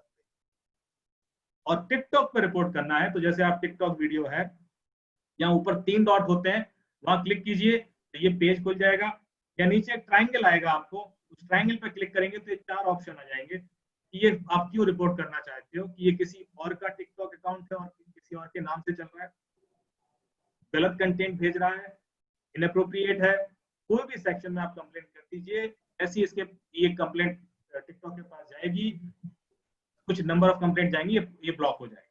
तो ये जरूर कीजिए क्योंकि आप ही लोग अपने आप को बचा सकते हैं। और यदि कभी कुछ हो जाए और कंप्लेन आपको पुलिस में करनी है तो पुलिस में जाके कंप्लेन कर सकते हैं। मैंने आपको ऊपर सेक्शन बताए हैं। आपको हर कम्युनिकेशन का स्क्रीनशॉट लेना है। जो भी आपसे, आप कोई चीज डिलीट मत कीजिए। यदि व्हाट्सएप पे कोई धमकी दे रहा है, फेसबुक पे कोई चैट पर आपको बुली कर रहा है, तो आप उसका डेट एंड टाइम के साथ स्क्रीनशॉट ले लीजिए। आपको डेट एंड टाइम भी पता होना चाहिए। कई बार लोग वो डिलीट कर देते हैं तो फिर वो उसको ट्रेस करना मुश्किल हो जाता है। उस प्रोफाइल का नेम, कई बार लोग प्रोफाइल क्रिएट करते हैं। इंस्टाग्राम पे अभी केस हुआ था, एमईटी के अंदर ही मुझे रिपोर्ट किया किसी ने कि एक बंदे ने कोई फर्जी बना लिया और किसी लड़के के नाम से उसको बुली कर रहा था और वो प्रोफाइल डिलीट कर दिया, फिर वो नया प्रोफाइल बनाया, फिर बुली किया, फिर डिलीट कर दिया। तो वो डिलीट करते रहते हैं। तो आप उसका स्क्रीनशॉट ले लोगे तो हमें डिलीटेड प्रोफाइल की इन्फॉर्मेशन भी मिल जाती है, क्योंकि अभी इन्वेस्टिगेट करेंगे तो प्रोफाइल मिलता नहीं। तो जो उसका कोई भी सस्पेक्ट आपका है तो उसकी लिस्ट बना लीजिए। व्हाट्सएप पर कोई आ रहा है तो वो सारे स्क्रीनशॉट होने चाहिए। तो ये सारी इंफॉर्मेशन ले जाके आप पुलिस को दोगे तो पुलिस आपकी मदद कर पाएगी और उस बंदे को ट्रेस करके जेल पहुंचा सकेगी। बहुत बहुत धन्यवाद। Thank you so much Amit ji and Triveni sir, आपका बहुत बहुत धन्यवाद। आपने बहुत विस्तृत रूप से जानकारियां हमारे प्रतिभागियों को दी। अब हम लोग अपना webinar question and answer round के लिए खोलेंगे। और संगीता जी एक जी अगर जी टाइम बस 1 मिनट हमको जी बताना जी है। सर, ये बहुत ही ये सारे लोग जानना चाहेंगे। देखिए, अगर साइबर क्राइम होता है आपके साथ तो सबसे बड़ा कंफ्यूजन ये है कि हम कहाँ रिपोर्ट करें। लोग बहुत कंफ्यूज रहते हैं कि साइबर क्राइम पुलिस स्टेशन तो हमारे डिस्ट्रिक्ट में है नहीं, या है कहाँ। एक तो ये, या हम थाने में जाए तो थाने वाले कहते हैं हम इंटरटेन नहीं करते। तो मैं बता रहा हूँ 6-7 ऑप्शन आप लोग लिख लीजिए, कोई भी ऑप्शन आप चूज कर सकते हो। एक तो जब भी आप साइबर क्राइम के शिकार हो तो आप अपने दिमाग से सब कुछ निकाल दीजिए। जो थाना आपका है आप वहीं चले जाइए, कहिए नहीं ये कानून है, और आप एफआईआर हमारा यहीं करिए। आप जहां भेजना हो भेजिए, आप साइबर क्राइम भेजिए जहां भेजना हो, लेकिन हमारे आपको आपकी आवाज पूरी नहीं आ पा रही है। करना पड़ेगा। ये तो उनकी ड्यूटी है। जैसे लखनऊ में तो आप STF cyber crime police station. आवाज आ रही है? अभी नहीं आ रही है? सर, अब ठीक है। आवाज आ रही है? अब बेहतर है, पहले से बेहतर है। हाँ, अब आप साइबर क्राइम पुलिस स्टेशन जैसे लखनऊ है उसमें आप जा सकते हैं, वहाँ केस रजिस्टर हो जाता है, लखनऊ और नोएडा। अदरवाइज किसी भी साइबर क्राइम पुलिस स्टेशन में आपका केस रजिस्टर नहीं हुआ। इसलिए एडवाइस मैं ये करूंगा कि केवल और केवल आप अपने थाने में जाइए। अब ऑनलाइन मोड में कैसे कर सकते हैं? तो ऑनलाइन मोड में 2-3 तरीके हैं आपके करने के पास। एक तो जन सुनवाई, जो यूपी का जन सुनवाई है, jansunwai.nic.in, यूपी पे आप जाइए, वो हमारा IGRS है, उस पर आप अपना कंप्लेंट, वो सीधे जिस थाने में आप हैं जहां आप कराना चाहते हैं वहीं पे पहुंच जाएगा वो। एक तो ये है, तो आपकी कंप्लेंट पहुंच जाएगी। अगर उस केस को इन्वेस्टिगेट किया जाएगा, अगर क्राइम बनता होगा तो आपका FIR बन जाएगा। दूसरा, जैसा अमित ने आप बताया कि cybercrime.gov.in जो है, ये है साइबर क्राइम को आप ये MHA की एक साइट है cybercrime.gov, आप उस पर कर सकते हैं। तीसरा एक PG पोर्टल भी है। ये क्या है, आप पोर्टल पे, वो भी सेंट्रल गवर्नमेंट ने ये किया है कि आप PG पोर्टल पे आप अपना कंप्लेंट डालिए और वो सीधे पहुंच जाता है उस कंसर्न थाने स्टेशन को। तो आप ये सेंट्रल गवर्नमेंट का कंप्लेंट रिड्रेसल सिस्टम है, स्टेट गवर्नमेंट का अपना है जिसको हम IGRS बोलते हैं, जन सुनवाई.nic.in। साइबर क्राइम के लिए cybercrime.gov.in बना हुआ है ऑलरेडी। तो आपके पास ढेर सारे हैं। अगर आप केवल घर में बैठे, आपको बाहर भी जाने की जरूरत नहीं, आप तीनों चारों पे अगर डाल देंगे तो निश्चित रूप से आपका केस टेकअप हो जाएगा और आपको बाहर भागने की जरूरत नहीं पड़ेगी। अदरवाइज भी मैं आपको बताऊं, आप गूगल कर लीजिए, बड़े से व्हाट्सएप है, आप अपनी कंप्लेंट व्हाट्सएप कर दीजिए। डेट में आपको इधर उधर भागने की जरूरत नहीं, कमरे में बैठ करके ये रिपोर्टिंग कर सकते हैं। Thank you. Thank you sir. बात मेरी खत्म हो गई। हेलो। थैंक यू सर, बहुत बहुत धन्यवाद। ये एक पार्टिसिपेंट का क्वेश्चन आया है, if someone deducts my money from online transaction or ATM, how can it be recovered and what is the procedure, what is the minimum time? देखिए, RBI की जो गाइडलाइंस है, यदि आप 3 दिन के अंदर कंप्लेन करते हो बैंक को तो आपका पैसा रिकवर हो जाएगा, एज लॉन्ग एज आपकी कोई गलती नहीं हो।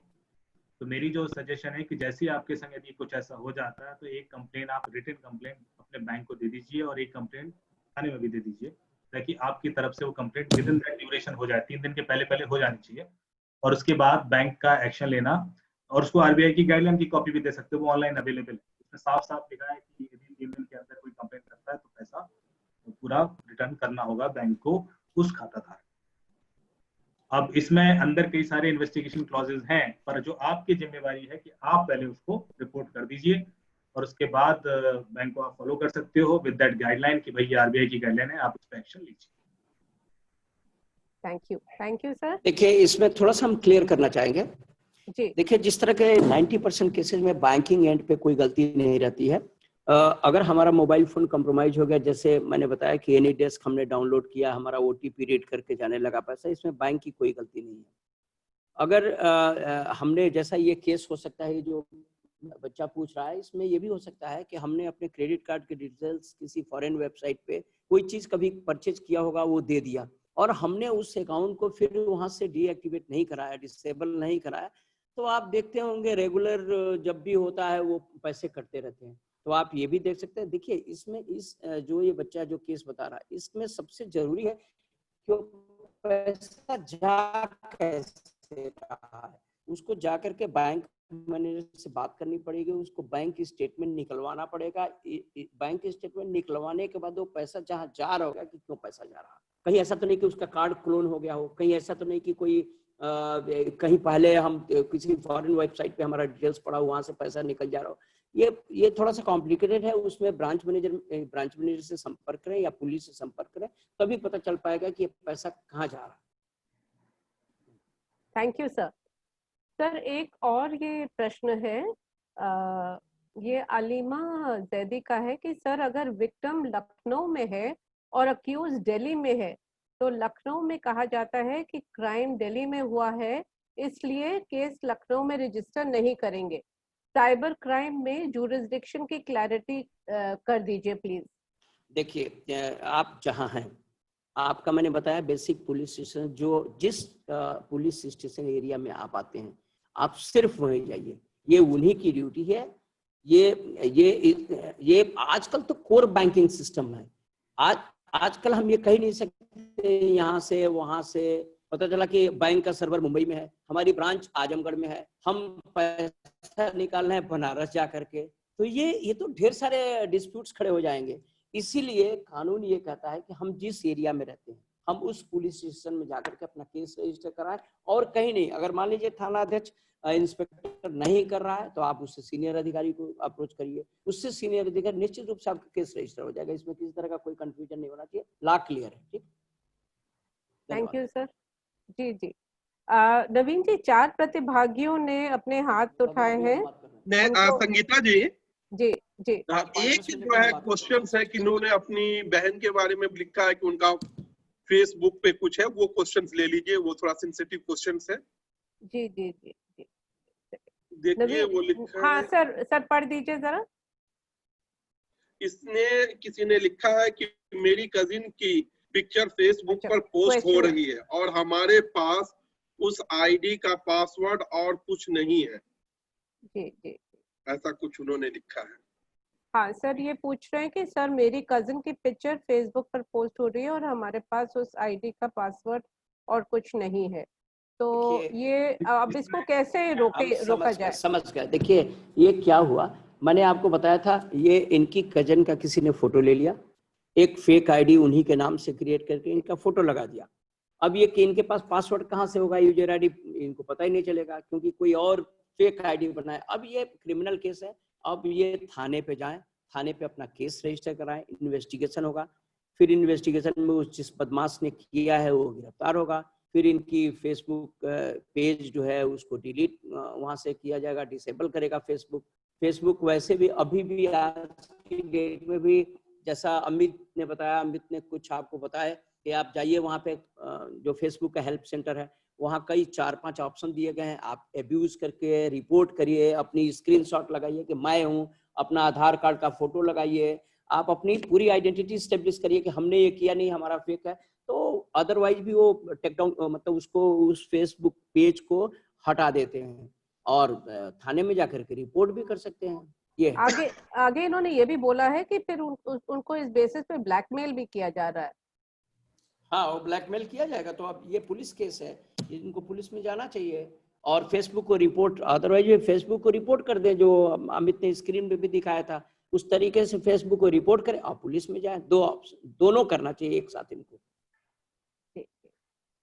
हालांकि ये प्रश्न आप थोड़ा सा पहले बता चुके हैं, लेकिन ये एक और प्रश्न है उत्कर्ष का। How to report fraud calls offering cashbacks on online payments app like PhonePe, Google Pay और Amazon Pay which is totally irrelevant to banks? देखिए, अगर आपका मॉनेटरी लॉस नहीं हुआ है तब तो आप कंप्लेन नहीं बन सकते हैं, सिर्फ पुलिस को इन्फॉर्म कर सकते हैं, पुलिस का काम है कि सेंटर पे ले जाए उसको।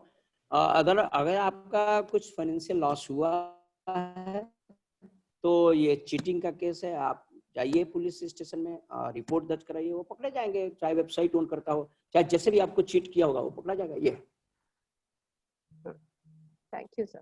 एक कुलदीप जी का एक प्रश्न है, if on the name of the bank, post office, LIC, mobile connection demand original documents and share with someone who can misuse these documents, what type of action can be taken?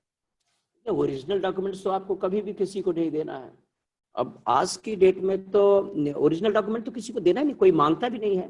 अब तो आप उसको certify करके अधिक से अधिक certified मांगता है और खुद ही वेरीफाई करता है, इसमें तो कभी ओरिजिनल डॉक्यूमेंट्स कभी किसी को दिख, हाँ जब आप ले जाते हैं तो ओरिजिनल डॉक्यूमेंट्स अगर मांगता है तो आप फिजिकली जाकर के दिखाइए और हाँ तो आप ले लीजिए, कहीं सबमिट करने की जरूरत ही नहीं। अब तो कानून आ गए हैं कि ये सब करने की जरूरत नहीं, ठीक है। ये अगर उसको किसी ने दे दिया हो तो उसके खिलाफ अगर उसने मिसयूज किया है तो केस भी रजिस्टर करा सकते हैं। जी सर। ये आकाश जी का एक प्रश्न है, अगर हमारा ATM खो जाए तो हम क्या करें? अब रिपोर्ट करिए, कॉल सेंटर, आप जिस बैंक के हैं उसके कॉल सेंटर का नंबर लेकर के रिपोर्ट कर दीजिए, उसमें क्या सिंपल सा वो ब्लॉक हो जाएगा अगर मिसयूज हो गया। एक नंबर मैं शेयर करना चाहूंगा, यूपी के लिए खास तौर से विमेन हेल्पलाइन है 1090, जिसमें कोई भी जो लड़की है या औरत है अपनी कंप्लेन कर सकती है, एनोनिमस भी कर सकती है, अपना डिटेल बिना बताए भी 1090 पर डायल करो और इसमें most of the cases resolve हो जाते हैं। तो आप इसका यूज कर सकते हो, कोई भी औरत या बच्चा या लेडीज इसका यूज कर सकते हैं। एक प्रश्न और भी है, बहुत सेंसिटिव है। Someone tampered my photos and put it on nude body. How can we remove all photographs from social site? तो इसके लिए प्रॉपर पुलिस कंप्लेंट बनती है, क्योंकि जैसे कि मैंने आपको बताया कि कई सारे सेक्शंस हैं, तो उसकी आइडेंटिटी थेफ्ट हुई है, ऊपर से न्यूड फोटोग्राफ उसका भेजना अपने आप में एक अलग सेक्शन बनता है। तो हर सेक्शन के अंदर एक कंप्लेंट कर दे, जो पुलिस है वो रिस्पेक्टिव नोटिस फेसबुक को या जो भी सोशल मीडिया प्लेटफॉर्म है उसको भेजा जाएगा और वहां से वो रिमूव कराया जाएगा, और उस किसने भेजा है उसके बारे में भी जानकारी ली जाएगी उस प्लेटफॉर्म से। तो ये कंप्लेंट पुलिस की थ्रू ही सॉल्व होगी। पुलिस को आप तुरंत इन्फॉर्म करते हैं, नेबरिंग पुलिस स्टेशन को, और they will take action. Thank you. ये वैष्णवी कह रही हैं मैम इसकी रिकॉर्डिंग मिल सकती है। वैष्णवी, इसकी रिकॉर्डिंग आपको जरूर मिलेगी और आपके व्हाट्सएप ग्रुप में और ईमेल पे आपको सारे लिंक्स हम लोग मेल कर देंगे, ताकि आप जब भी कभी इस वेबिनार को दोबारा देखना चाहें तो आप देख सकती हैं। अमन जी का क्वेश्चन है, सर क्या एंटीवायरस इन सभी फ्रॉड से बचा सकता है? एंटीवायरस फ्रॉड से नहीं बचाता। एंटीवायरस सिर्फ यदि कोई मेलवेयर, फ्रॉड तो बिना किसी वायरस के भी हो सकता है। फ्रॉड तो आपसे सिर्फ बात कर करके ओटीपी लेके भी हो सकता है, तो उसमें एंटीवायरस क्या कर लेगा। फ्रॉड तो आपको क्या कहते हैं, फिजिकली आपसे फोन लेकर भी कोई कर सकता है। तो कई बार ऐसा होता है कि टेक्नोलॉजी यूज नहीं हो रही होती है, प्रोसेस ब्रीच करके लोग हैक कर लेते हैं सिस्टम। तो एंटीवायरस के भरोसे ना बैठें। फिशिंग जितने भी होते हैं वो आप देखोगे बड़ी बड़ी ऑर्गेनाइजेशंस होती हैं, अभी कॉग्निजेंट पूरा हैक हो गया, MD5, इस सबके सबके पास एंटीवायरस हैं, और इतने एडवांस सिक्योरिटी सिस्टम्स हैं जो हम लोग आप लोग नहीं खरीद सकते, उसके बावजूद हैक हो जाते हैं। तो एंटीवायरस एक लेवल तक ही प्रोटेक्शन देता है, 3 से 4% सिर्फ उसके पास डेटाबेस होता है वायरसेस का। लेकिन उसकी जो सबसे ज्यादा सिक्योरिटी है वो आपकी खुद की सोच करेगी। जो आप हो, खुद कॉन्शियस रहोगे तो फिर आपको कोई कुछ नहीं कर सकता। Thank you. नवीन जी, 8 प्रतिभागी हैं जिन्होंने हाथ ऊपर किए हैं। अगर एक एक करके आप अनम्यूट कर दें और वो अपने क्वेश्चंस खुद पूछ सकते हैं। जी संगीता जी, संदीप सिंह, हेलो, चंद्रेश या संदीप? हाँ सर, चंद्रेश। सर्वप्रथम सभी को प्रणाम। सर मेरा क्वेश्चन ये था कि हम अभी अभी दिल्ली यूनिवर्सिटी का फॉर्म अप्लाई कर रहे थे। हेलो। हाँ, आपकी आवाज आ रही है सर। तो इसमें जहाँ तक हमें नॉलेज है कि किसी भी अगर हम यूनिवर्सिटीज के लिए अप्लाई करते हैं तो जो फॉर्म अप्लाई करते हैं तो उसमें बैंक डिटेल्स नहीं मांगता है। जिस मतलब जैसे हम पेमेंट अपना अमाउंट करते हैं तो जिस आईडी से भी होता है पेमेंट, तो अगर रिफंड करने की बात होती है तो उसी अकाउंट पे हमारा रिफंड आ जाता है। लेकिन अभी अभी जो हम अप्लाई कर रहे थे इसमें बैंक डिटेल्स पूछ रहे हैं, name of account holder and account number, name of the account bank and IFSC code, IFSC code. तो क्या हम इसके बारे में कैसे जान सकते हैं कि एक सेकंड जी सर। हम समझ गए आपका क्वेश्चन। देखिए, अगर हम आपका सिर्फ bank account number, IFSC code अगर हमारे पास आ जाए, मैं कैसे पैसा निकालूंगा? तो आप दे दीजिए, इसमें तो कहीं से कोई रिस्क नहीं है। आपका अकाउंट नंबर और IFSC कोड में तो कहीं कोई रिस्क ही नहीं है। आपसे अगर हम ऑनलाइन क्रेडेंशियल्स पूछें कि भाई आप ऑनलाइन बैंकिंग करते हैं उसके क्रेडेंशियल्स बताइए, या OTP बताइए, या आप अपना डेबिट कार्ड निकाल के वो डेबिट कार्ड के नंबर एक्सपायरी और सी, तब तो खतरा है। केवल बैंक अकाउंट और IFSC कोड, तो ये तो कोई बहुत बड़ा इशू नहीं है, आप दे दीजिए। देना भी है कि मान लीजिए वो कहाँ कर देंगे आपको, अगर पैसा देंगे तो उनको 2 चीज की जरूरत पड़ेगी, आपका नाम, आपका बैंक अकाउंट, IFSC कोड और बैंक का नाम, ये तो जरूरत है। Thank you sir. Okay sir, thank you very much sir. Next participant Chandresh sir, good evening. मैं चंद्रेश बोल रहा हूँ गोंडा से। सर हमारे यहाँ डिप्टी लेबर कमिश्नर मैडम ने अप्रैल में कहा कि आप फेसबुक पे एक आईडी बना दो DPLC की, और मैंने फेसबुक आईडी अपने सिस्टम पे। संगीता जी, अमित जी, मैं थोड़ा जाऊं क्योंकि एक अर्जेंट कॉल आ रहा है सीनियर अधिकारी से। हाँ नहीं sir, thank you so much sir. देख लेंगे सर, पुलिस भी है, सर आपने अपना बहुत कीमती समय दिया। अमित सब कुछ है, वो सब रिप्लाई कर देंगे। ठीक है, थैंक यू सर, आपने बहुत कीमती समय दिया। प्रतिभागी बहुत खुश हैं, बहुत यूजफुल वेबिनार है। थैंक यू जी कंटिन्यू करें। जी पूछिए। हाँ सर, तो वो मुझे 2 घंटे बनाते नहीं हुई, और मैंने अपने ऑफिस के सिस्टम पे बनाई, और वो फेसबुक आईडी हैक कर ली गई। और मुझे मतलब उतनी देर में मुझे इतनी प्रॉब्लम क्रिएट हुई कि एक आईडी मुझे बनाते थे, बाद में मुझे एक आईडी के दोस्त की मदद लेनी पड़ी, वो आईडी डिलीट करनी पड़ी। मैडम ने कहा फिर तुम इसको फेसबुक, तब मैं उसके बाद मैंने फेसबुक आईडी अपने मोबाइल पे ही बनाई। इस तरीके के सर अगर हो जाता है तो कैसे हम सिक्योर रहें सर, कि हम अपने सिस्टम पे भी सिक्योर नहीं फेसबुक बनाते, आईडी बनाते? देखिए, जब भी कोई आईडी बनाए तो हमेशा 2 फैक्टर ऑथेंटिकेशन यस जरूर सर। डालें। यदि आप सिर्फ अपने पासवर्ड के भरोसे रहेंगे तो वो हैक कर ली जाएगी। किसी भी सोशल मीडिया को हैक करना बड़ा आसान है जब तक कि वो मल्टी फैक्टर या 2 फैक्टर ऑथेंटिकेशन ना हो। हालांकि यदि 2 फैक्टर ऑथेंटिकेशन होगा तब भी हैक हो सकती है, लेकिन उसके लिए फिर टेक्नोलॉजी थोड़ा सा एडवांस है। तो आपने यदि 2 फैक्टर नहीं किया है और आपके ब्राउजर में वो पासवर्ड सेव हो जाता है और आपके ब्राउजर मान लो पहले से हैक था, तो वो तुरंत पासवर्ड हैकर के पास चला जाता है। तो इसलिए थोड़ा सा ध्यान रखें, कोई भी नया आईडी क्रिएट करें। दूसरा, अपने ब्राउजर से ना कुकीज और पासवर्ड क्लीन करते रहें। कोई भी कुकीज या जो भी हिस्ट्री आपकी होती है वो ज्यादा दिनों तक होनी नहीं चाहिए, क्योंकि कई बार अनजाने में भी आप कुछ क्लिक कर देते हो और वो प्लगइन आपके ब्राउजर का पार्ट बन जाता है और वो धीरे धीरे मॉनिटरिंग करता रहता है। तो आप यदि क्लीन करते रहोगे तो कभी भी कोई पासवर्ड आपका जो ब्राउजर में सेव है वो लीक नहीं होगा। मैं आपको वैसे एक जानकारी के लिए बता दूं, अभी जब त्रिवेणी सर बता रहे थे कि डार्क वेब पर करीब 1.5 बिलियन लोगों के, 150 करोड़ लोगों के लॉगिन पासवर्ड पड़े हुए हैं और दुनिया में टोटल 700-750 करोड़ लोग हैं। तो आप सोचिए कि 750 में से हार्डली इंटरनेट पर 500 करोड़ लोग होंगे, तो उसमें से 150 करोड़ के तो लॉगिन पासवर्ड ऑलरेडी लीक है। क्यों लीक है? क्योंकि किसी ने कोई ना कोई गलती की है, इस वजह से वो लीक हो जाता है। तो उनको बदलते रहना चाहिए। ठीक है, थैंक यू अमित जी। मेरा ख्याल हम लोगों को वेबिनार समाप्त करना था 6:30 बजे और लगभग 6:45 हो रहा है। I am sorry Amit ji, आपका और सर का बहुत एक्स्ट्रा टाइम लिया, पर अभी बच्चों के प्रश्न और हैं, लेकिन आपसे जरूर पूछना चाहेंगे कि अगर कन्वीनियंट हो तो 5-10 मिनट हम और प्रश्न ले सकते हैं, नहीं तो ऐसा भी कर सकते हैं कि हम सारे प्रश्न उनसे लेकर के आपको मेल कर दें और आप उनके जवाब दे दें। तो what ever is convenient sir. कुछ सवाल ले लेते हैं, अभी 10 मिनट ले लेते हैं, उसके बाद यदि कोई और भी है तो आप बाद में मुझे ईमेल करिए। और आप प्रतिभागियों में से जो अभिभावक या जो वर्किंग प्रोफेशनल्स या कोई और, उनका अगर कहीं और कमिटमेंट है तो आपका बहुत बहुत धन्यवाद हमारे साथ जुड़ने के लिए। तो आप जा सकते हैं, जिन बच्चों के प्रश्न हैं 2-4 प्रश्न हम अभी और ले सकते हैं। तो प्लीज रेज योर हैंड्स।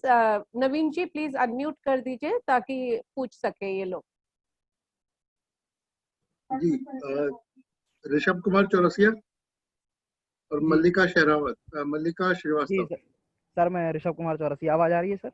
जी ऋषभ जी बोले। जी सर, तो मेरा क्वेश्चन ये है कि सर अभी आपने मतलब बताया जो हैकिंग या फिर मतलब जो फ्रॉड से डील करने का, तो इंडिया में तो ये मतलब काफी हद तक पॉसिबल है और हो भी जाती है, कई प्रॉब्लम सॉल्व हो जाती है। लेकिन अगर कोई फॉरेनर हैक करे या फॉरेनर कोई फ्रॉड करे हमारे साथ, जैसे अभी पाकिस्तानी हैकर्स की बात होती है, चाइनीज हैकर्स की बात होती है, तो उनसे कैसे डील किया जाए और उनके लिए कहाँ कंप्लेन किया जाए और कितने चांस है कि हमारा सब वो रिकवर हो सकता है उन फॉरेनर हैकर्स से? देखिए, पहली चीज तो ये कि ये आप नहीं पता कर पाओगे कि वो फॉरेनर है या लोकल है, क्योंकि लोकल लोग फॉरेनर आइडेंटिटी बना के आपको अप्रोच कर रहे होते हैं। तो जो भी मैंने केस बताया जिसमें वो फेसबुक रिक्वेस्ट लंदन से आई थी, वो बंदा लंदन में नहीं था, जामताड़ा में था। हमने उसका आईपी निकाला तो वो जो अंग्रेज बनकर फेसबुक चला रहा था वो बैठा हुआ था जामताड़ा में, और वो 2-2.5 साल से चला रहा था वो फेसबुक प्रोफाइल लियोनार्डो नाम से, और स्मार्ट लड़के का फोटो प्रोफाइल पिक लगा के और मर्सिडीज की फोटोज लगा। तो ये चीज तो पुलिस इन्वेस्टिगेट करेगी कि ये बंदा एक्चुअली कहाँ है। 90% टाइम वो इंडिया के ही होते हैं। बाहर के जो फ्रॉड है वो अलग तरह के होते हैं, वो लार्ज वाले होते हैं, वो फिर स्टेट स्पॉन्सर्ड फ्रॉड होते हैं जो बड़ी बड़ी ऑर्गेनाइजेशन को अटैक करते हैं। वो आम आदमी या इनसे 5,000-10,000 के लिए नहीं करता। वो इसलिए थोड़ा सा चांसेस ज्यादा ही होंगे कि आपका लोकल ही होगा वो बंदा जो करने जो थोड़ा बहुत हो सकता है आपको जानता भी हो। इसलिए पुलिस को इन्वेस्टिगेट करने दीजिए, और चाहे वो बाहर का हो या यहाँ का हो, क्राइम है, इन्वेस्टिगेशन पुलिस करेगी, वो अपने हिसाब से आइडेंटिफाई करके उसको रिजॉल्व करके आपको हेल्प करेगी। Thank you Amit ji. Next question. Amit ji, ये महिमा का जो पहले इन्होंने क्वेश्चन पूछा था कि ऐसे ऐसे फेसबुक पर पोस्ट कर दिया है, इनका फिर से कहना है कि इनके पेरेंट्स नहीं अलाउ कर रहे रिपोर्ट करने के लिए। तो मैंने जैसा, हाँ तुम संगीता जी, मैंने अभी एक बड़ी अच्छी इसीलिए चीज बताई थी कि 1090 पर आप एनोनिमाइज्ड कंप्लेन भी कर सकते हैं। करेक्ट। तो उस पर आप सिर्फ फोन कीजिए, आपको कोई डिटेल नहीं देना अपना। आप कहना साहब ये प्रोफाइल है, ये मेरे बारे में कुछ अनाप शनाप लिख रहा है या मेरी फोटो डाल रहा है, इसको आप ब्लॉक करा दीजिए। यदि वो 1090 से पुलिस कॉल जाएगी या फेसबुक को या मैसेज आएगा, वो ब्लॉक कर देंगे, क्योंकि वो ऑथेंटिक सोर्स है। सेकेंड, जो मैं आपको बोलूं कि यदि किसी को भी कोई दिक्कत है और कभी उसकी कंप्लेन नहीं जा रही और या वो नहीं पुलिस तक जाना चाह रहा, तो एक बार वो मुझे भी अप्रोच कर सकता है। मेरा फेसबुक पेज है रूट 64 फाउंडेशन, facebook.com/root64 फाउंडेशन। मुझे इनबॉक्स में आके डाल दीजिए, मैं आपकी पूरी मदद करने की कोशिश करूंगा। मेरी खुद की एक टीम है जो पुलिस के संग आप लोगों की हेल्प करने की कोशिश। अमित जी, जब नेक्स्ट पार्टिसिपेंट क्वेश्चन पूछेंगे तब आप ये वाला डाल दीजिएगा चैट बॉक्स में लिंक, बिल्कुल बिल्कुल, है ना? Thank you. नेक्स्ट पार्टिसिपेंट पूछ सकते हैं? Yes, good evening, sir and ma'am. Good evening Malika. Am I audible? Yes, Am you I are audible? Yes, please. I am from Mallika Shrivastava from Gajraula. Okay. So first of all, I want to congratulate all of you for this wonderful webinar, and really you have given such a nice information. But sir, my question is, how can we be safe during these, especially these time, because so many people make different ID, and तो उस तरह से हम किस तरह से cyber crime से बच सकते हैं? लोग अलग अलग ID बना लेते हैं, तो ऐसा तो नहीं हमारा कहीं कुछ मैच हो जाता हो पासवर्ड? देखिए ऐसा है कि अवेयरनेस से बड़ा सुरक्षा कोई नहीं है। जो अभी हम लोग ये सेशन कर रहे हैं, इसका पर्पस ये है कि आप लोग सुरक्षित रहें। यदि मैंने आपको 10 ऐसे केस बता दिए जहां पर लोग लुट चुके हैं, तो कम से कम आपको उन 10 तरीकों से तो नहीं लुटोगे। अब आपको पता है कि क्या क्या नहीं करना है, तो इसीलिए मैंने लिस्ट शुरू में बताई थी कि लोग क्या क्या कर रहे हैं, जो लिंक बेचकर आपको फ्री में ये ऑफर कर रहे हैं, नेटफ्लिक्स, हॉटस्टार। तो जो मोटा मोटा याद रखना वो ये है कि लालच में नहीं आना है, डरना नहीं है, डर के कोई चीज क्लिक नहीं करनी कि उसने डरा दिया कि अरे आपका अकाउंट हैक हो गया है, क्लिक कीजिए, अभी पासवर्ड दीजिए वरना कोई पैसे निकाल लेगा। अब आप डर गए कि मेरा तो अकाउंट हैक हो गया, तो तुरंत लिंक क्लिक किया, पासवर्ड डाला, अब हैक हो गया। पहले नहीं हुआ था, अब हो गया, क्योंकि उसने आपको डरा दिया। तो किसी भी चीज को इतनी जल्दी, तो अपने आप को बैलेंस में रखते हुए, यदि आपने कोई ऐसी गलती नहीं की तो नॉर्मली कुछ गड़बड़ नहीं हुआ है और आप तसल्ली से उस चीज को वेरीफाई करके कोई एक्शन लें, हड़बड़ी में ना लें, तो आप बचे रहेंगे। ये मोटा मोटा आपको प्रोटेक्शन दे रहा हूँ। सेकंड, जैसा कि मैंने आपको बोला कि जो भी कम्युनिकेशन आप कर रहे हो, चाहे वो सोशल मीडिया पर हो या जैसे आप फेसबुक के लिए बता दूं, कुछ सेटिंग्स होती हैं फेसबुक पर, हम लोग कई बार ध्यान नहीं रखते। फेसबुक में सेटिंग्स है कि आपकी जो फ्रेंड लिस्ट है वो प्राइवेट रखनी है, वो पब्लिक नहीं रखनी है। क्यों किसी और को, दुनिया को बताना कि मेरे ये दोस्त है? उनको ये तो पता पड़ जाता है कितने हैं, पर उन सब के बारे में डिटेल देना, क्योंकि जैसे वो उनके बारे में जानता है, वो आपके बारे में और बहुत कुछ जानता है और फिर वो आपको आसानी से हैक कर सकता है। तो अपनी फ्रेंड जो लिस्ट है वो प्राइवेट कर लीजिए, या आपके फ्रेंड्स के फ्रेंड ही उसको देख सकें। उसमें 3 सेटिंग्स लेवल है, या आपके फ्रेंड देख पाएंगे, या आपके फ्रेंड के फ्रेंड देख पाएंगे, या दुनिया देख ले। तो आप दुनिया को मत दिखाओ उसको, वरना वो दुनिया फिर वो नाइजीरिया और पाकिस्तान से भी लोग आएंगे आपको। तो इसलिए थोड़ा सा सेफ रहिए। इंस्टाग्राम पे करिए, और सेम चीज आप कोई भी दूसरा सोशल मीडिया प्रोफाइल है, थोड़ा सा प्रोटेक्शन रखिए। प्रोफाइल पिक जो होता है वो कभी भी ऐसी मत रखिए कि आपका फेस बड़ा क्लियर दिख रहा हो, क्योंकि सबसे ज्यादा मिसयूज लड़कियों के प्रोफाइल पिक का होता है। उनका फेस उठाकर उसकी मॉर्फ इमेज बना के बॉडी कहीं से लाकर 50 जगह फोटो डाल देते हैं और फिर उनको ब्लैकमेल करते हैं कि देखिए यहाँ पड़ी है। तो प्रोफाइल पिक, बाकी तो आपकी प्राइवेट पिक्चर्स है, वो तो कोई देख नहीं सकता, वो तो सिर्फ आपके फ्रेंड्स देखेंगे और वो तो हम पकड़ ही लेंगे यदि कोई गड़बड़ करेंगे। लेकिन प्रोफाइल पिक हर कोई देख रहा है, तो वो ध्यान रखिए, वो ऐसी जिसमें आप पूरा बॉडी रखिए, उसमें फेस क्लियर ना दिखे, तो फिर आप कोई गड़बड़ नहीं करेंगे, वो वैसे इग्नोर कर देंगे। Thank you, Amit ji. Thank you so much, sir. Thank you so much. So, can we take another 2 questions? Yeah, sure. Okay. Naveen ji, unmute कर दीजिए. Hello. Vikas Singh. Yes sir, good evening sir. Good evening Vikas, बोलिए। कहाँ गए, गायब हो गए? Okay. Then probably the next. Chandresh Yadav, Chandresh Yadav. Hello ji Chandresh ji, बोलिए. चंद्रेश, तुमसे तो बात हो चुकी ना? हाँ सर, एक क्वेश्चन प्लीज एक ले लीजिएगा सर. सर बोलिए, सर, चलिए बोलिए। हाँ, अभी सर ने कहा था कि आप कोई भी अपना ईमेल आईडी डाल अगर वेबसाइट खोलना चाहते हैं तो आप www डाल के ही साइट को ओपन करें. बट यूजली हम लोग क्या करते हैं, हम लोग को अगर इनमें वो वेबसाइट नहीं पता होती है तो हम लोग गूगल पे जाके और टाइप कर देते हैं सरकारी रिजल्ट और डायरेक्ट जो पहली साइट आ जाती है उसको ओपन कर देते हैं.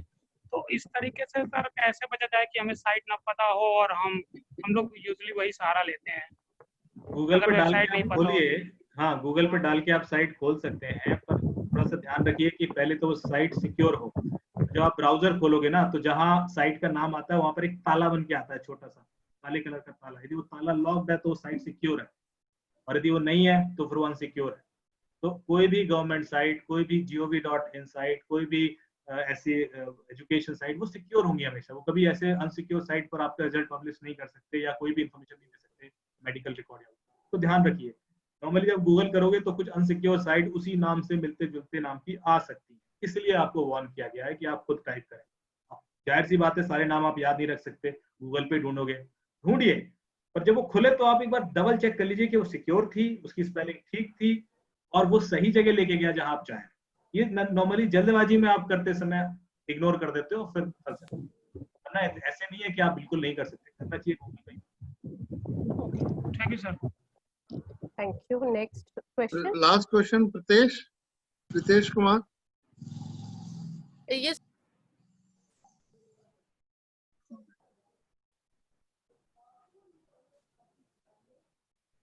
रितेश जी क्वेश्चन पूछें। Ma'am, I have one question, please. Ma'am, can I ask? विकास बोलो, जब तक प्रीतेश अनम्यूट करें बताइए। जी sir, my question is that how I detect that this email is original and that is fake? Can you please suggest me? Very good question. जब आप email खोलते हो तो ईमेल जहां से आई है वहां पर आप पूरा उसका हेडर देखिए, एक बार क्लिक कीजिए। जैसे हेडर खोलोगे तो जो ईमेल होगा वो उसका नाम भले ही वही हो जहां से, जैसे कि स्पूफ किया गया ईमेल है और आपका ईमेल है सपोज richa.srivastava.something@gmail.com, तो richa.srivastava@gmail.com होगा, और उसके आगे लिखा होगा ऑन बिहाफ ऑफ, या कुछ आगे एक्स्ट्रा कुछ लिखा होगा और फिर एक सर्वर का नाम दिया होगा। तो ईमेल ये है, पर वो ईमेल यदि जीमेल की है तो जीमेल ने नहीं भेजी है, वो किसी और सर्वर ने भेजी है। Yes sir. ध्यान आप इग्नोर कर देते हो। तो छोटी सी चीज है, यदि आप ईमेल आए और आपको जरा सा भी डाउट हो जाए कि सही जगह से नहीं आई, तो उसका हेडर देख लीजिए, क्लिक करके ऊपर आप ट्रायंगल होगा छोटा सा, क्लिक करोगे तो खुल जाएगा। खुलेगा तो उसमें देखिए कि ईमेल के आगे भी कुछ लिखा है क्या। सिर्फ ईमेल है, उसके आगे कुछ नहीं लिखा, तो समझ लो ईमेल ठीक है। और उसके आगे कुछ भी एक्स्ट्रा लिखा है कि on behalf of this server, through this server, वो बाईपास बाय दिस सर्वर, तो समझ लो कि ये ईमेल किसी और सर्वर से। Okay sir, thank you sir. Thank you so much Amit ji. बहुत सारे अभी भी प्रश्न है, लेकिन मैं आप प्रीतेश जी अनम्यूट हो गए। अच्छा, okay, Pritesh Kumar, last question from you. हाँ, yes sir, good evening sir. Sir मेरा क्वेश्चन है कि कई बार जिस कंपनी का मोबाइल यूज कर रहे होते हैं, वो कंपनी वाले हमें ऑप्शन देते हैं हमारे पासवर्ड को सेव करने के लिए फॉर फ्यूचर, तो सर वो हमें करना चाहिए कि नहीं? कहाँ सेव करने के लिए बोलते हैं सर? जिस कंपनी का, जैसे सैमसंग हो गया या नोकिया हो गया, जिस कंपनी का हम मोबाइल लेते हैं वो कंपनी हमें हमारा पासवर्ड सेव करने के लिए ऑप्शन देती है, अपने पास सुरक्षित। हाँ समझ गया। तो एक चीज है कि आप हर पासवर्ड को, एक तो अलग अलग पासवर्ड होना चाहिए, एक ही पासवर्ड हर चीज का नहीं होना चाहिए। वो जो पासवर्ड है वो किस पर्पस के लिए है, वो यदि इसके लिए है कि मेरा फोन यदि खो जाए तो मैं ट्रैक कर पाऊँ, मेरा फोन से कोई डेटा मुझे रिमोटली रिकवर करना है तो कर पाऊँ, डिलीट करना है तो उसके लिए हर फीचर होता है। जैसे फाइंड माई फोन है एंड्रॉइड में, आईफोन के अंदर भी है, तो वहाँ पासवर्ड उस पर्पस के लिए सेव करना पड़ता है, तभी आप उसको रिमोटली एक्सेस कर पाओ। पर बैंकिंग पासवर्ड अलग रखिए, सोशल मीडिया पासवर्ड अलग रखिए, और वो वही मत रख दीजिए जो मोबाइल फोन का है, क्योंकि यदि किसी को वहाँ वो फोन आपका मिल गया और वो रिकवर कर ले वो पासवर्ड, ऐसा ना हो कि वो आपकी सारी चीजें खोल पाए। तो वो एक ध्यान रखिए, फिर सेव कर सकते हो, ऐसी कोई दिक्कत। Thank you sir. So thank you so much for the lovely questions and thank you so much Amit ji, इतना सारा समय आपने दिया और बहुत बहुत शुक्रिया। बहुत सारे पार्टिसिपेंट्स के कमेंट्स आए हैं और जो आपको बार बार धन्यवाद कर रहे हैं और बहुत फ्रूटफुल सेशन लिख रहे हैं। अब दो जानकारियां मैं आपको दे दूं। एक तो ये कि ये क्योंकि ये हमारा आखिरी वेबिनार है, तो हम चाहेंगे कि आप हमें वेबिनार का फीडबैक गूगल फॉर्म के माध्यम से, जिसका लिंक हम आपको वेबसाइट में और आपके व्हाट्सएप ग्रुप में भेजेंगे, तो वो आप हमें अपना फीडबैक जरूर दें और साथ ही 1 मिनट की छोटी सी अपनी फिल्म बना के भी भेजें, जिसमें आप हमें बताएं कि आपको कौन सा वेबिनार सबसे अच्छा लगा, कौन सी जानकारियां आपको उपयोगी लगी और किन जानकारियों या व्यवहारों को आपने अपने जीवन में अपनाया और भविष्य में वेबिनार में चर्चित विषयों के अतिरिक्त कौन से विषय हैं जिनके ऊपर आप जानकारी उपलब्ध करना चाहते हैं। इसे एक फिल्म के माध्यम से रिकॉर्ड करके आप हमें भेज सकते हैं, अपने सुझाव भी भेज सकते हैं कि हम इन वेबिनार्स को और बेहतर कैसे आयोजित कर सकते हैं। दूसरी महत्वपूर्ण जानकारी है, चैट बॉक्स में मैंने अभी आपको एक लिंक भेजा है, वो लिंक एक्सेस करेंगे आप तो youthchallenge.designforcechange.india.com, अगर इसे आप एक्सेस करेंगे तो आपको एक युवा चैलेंज दिखेगा।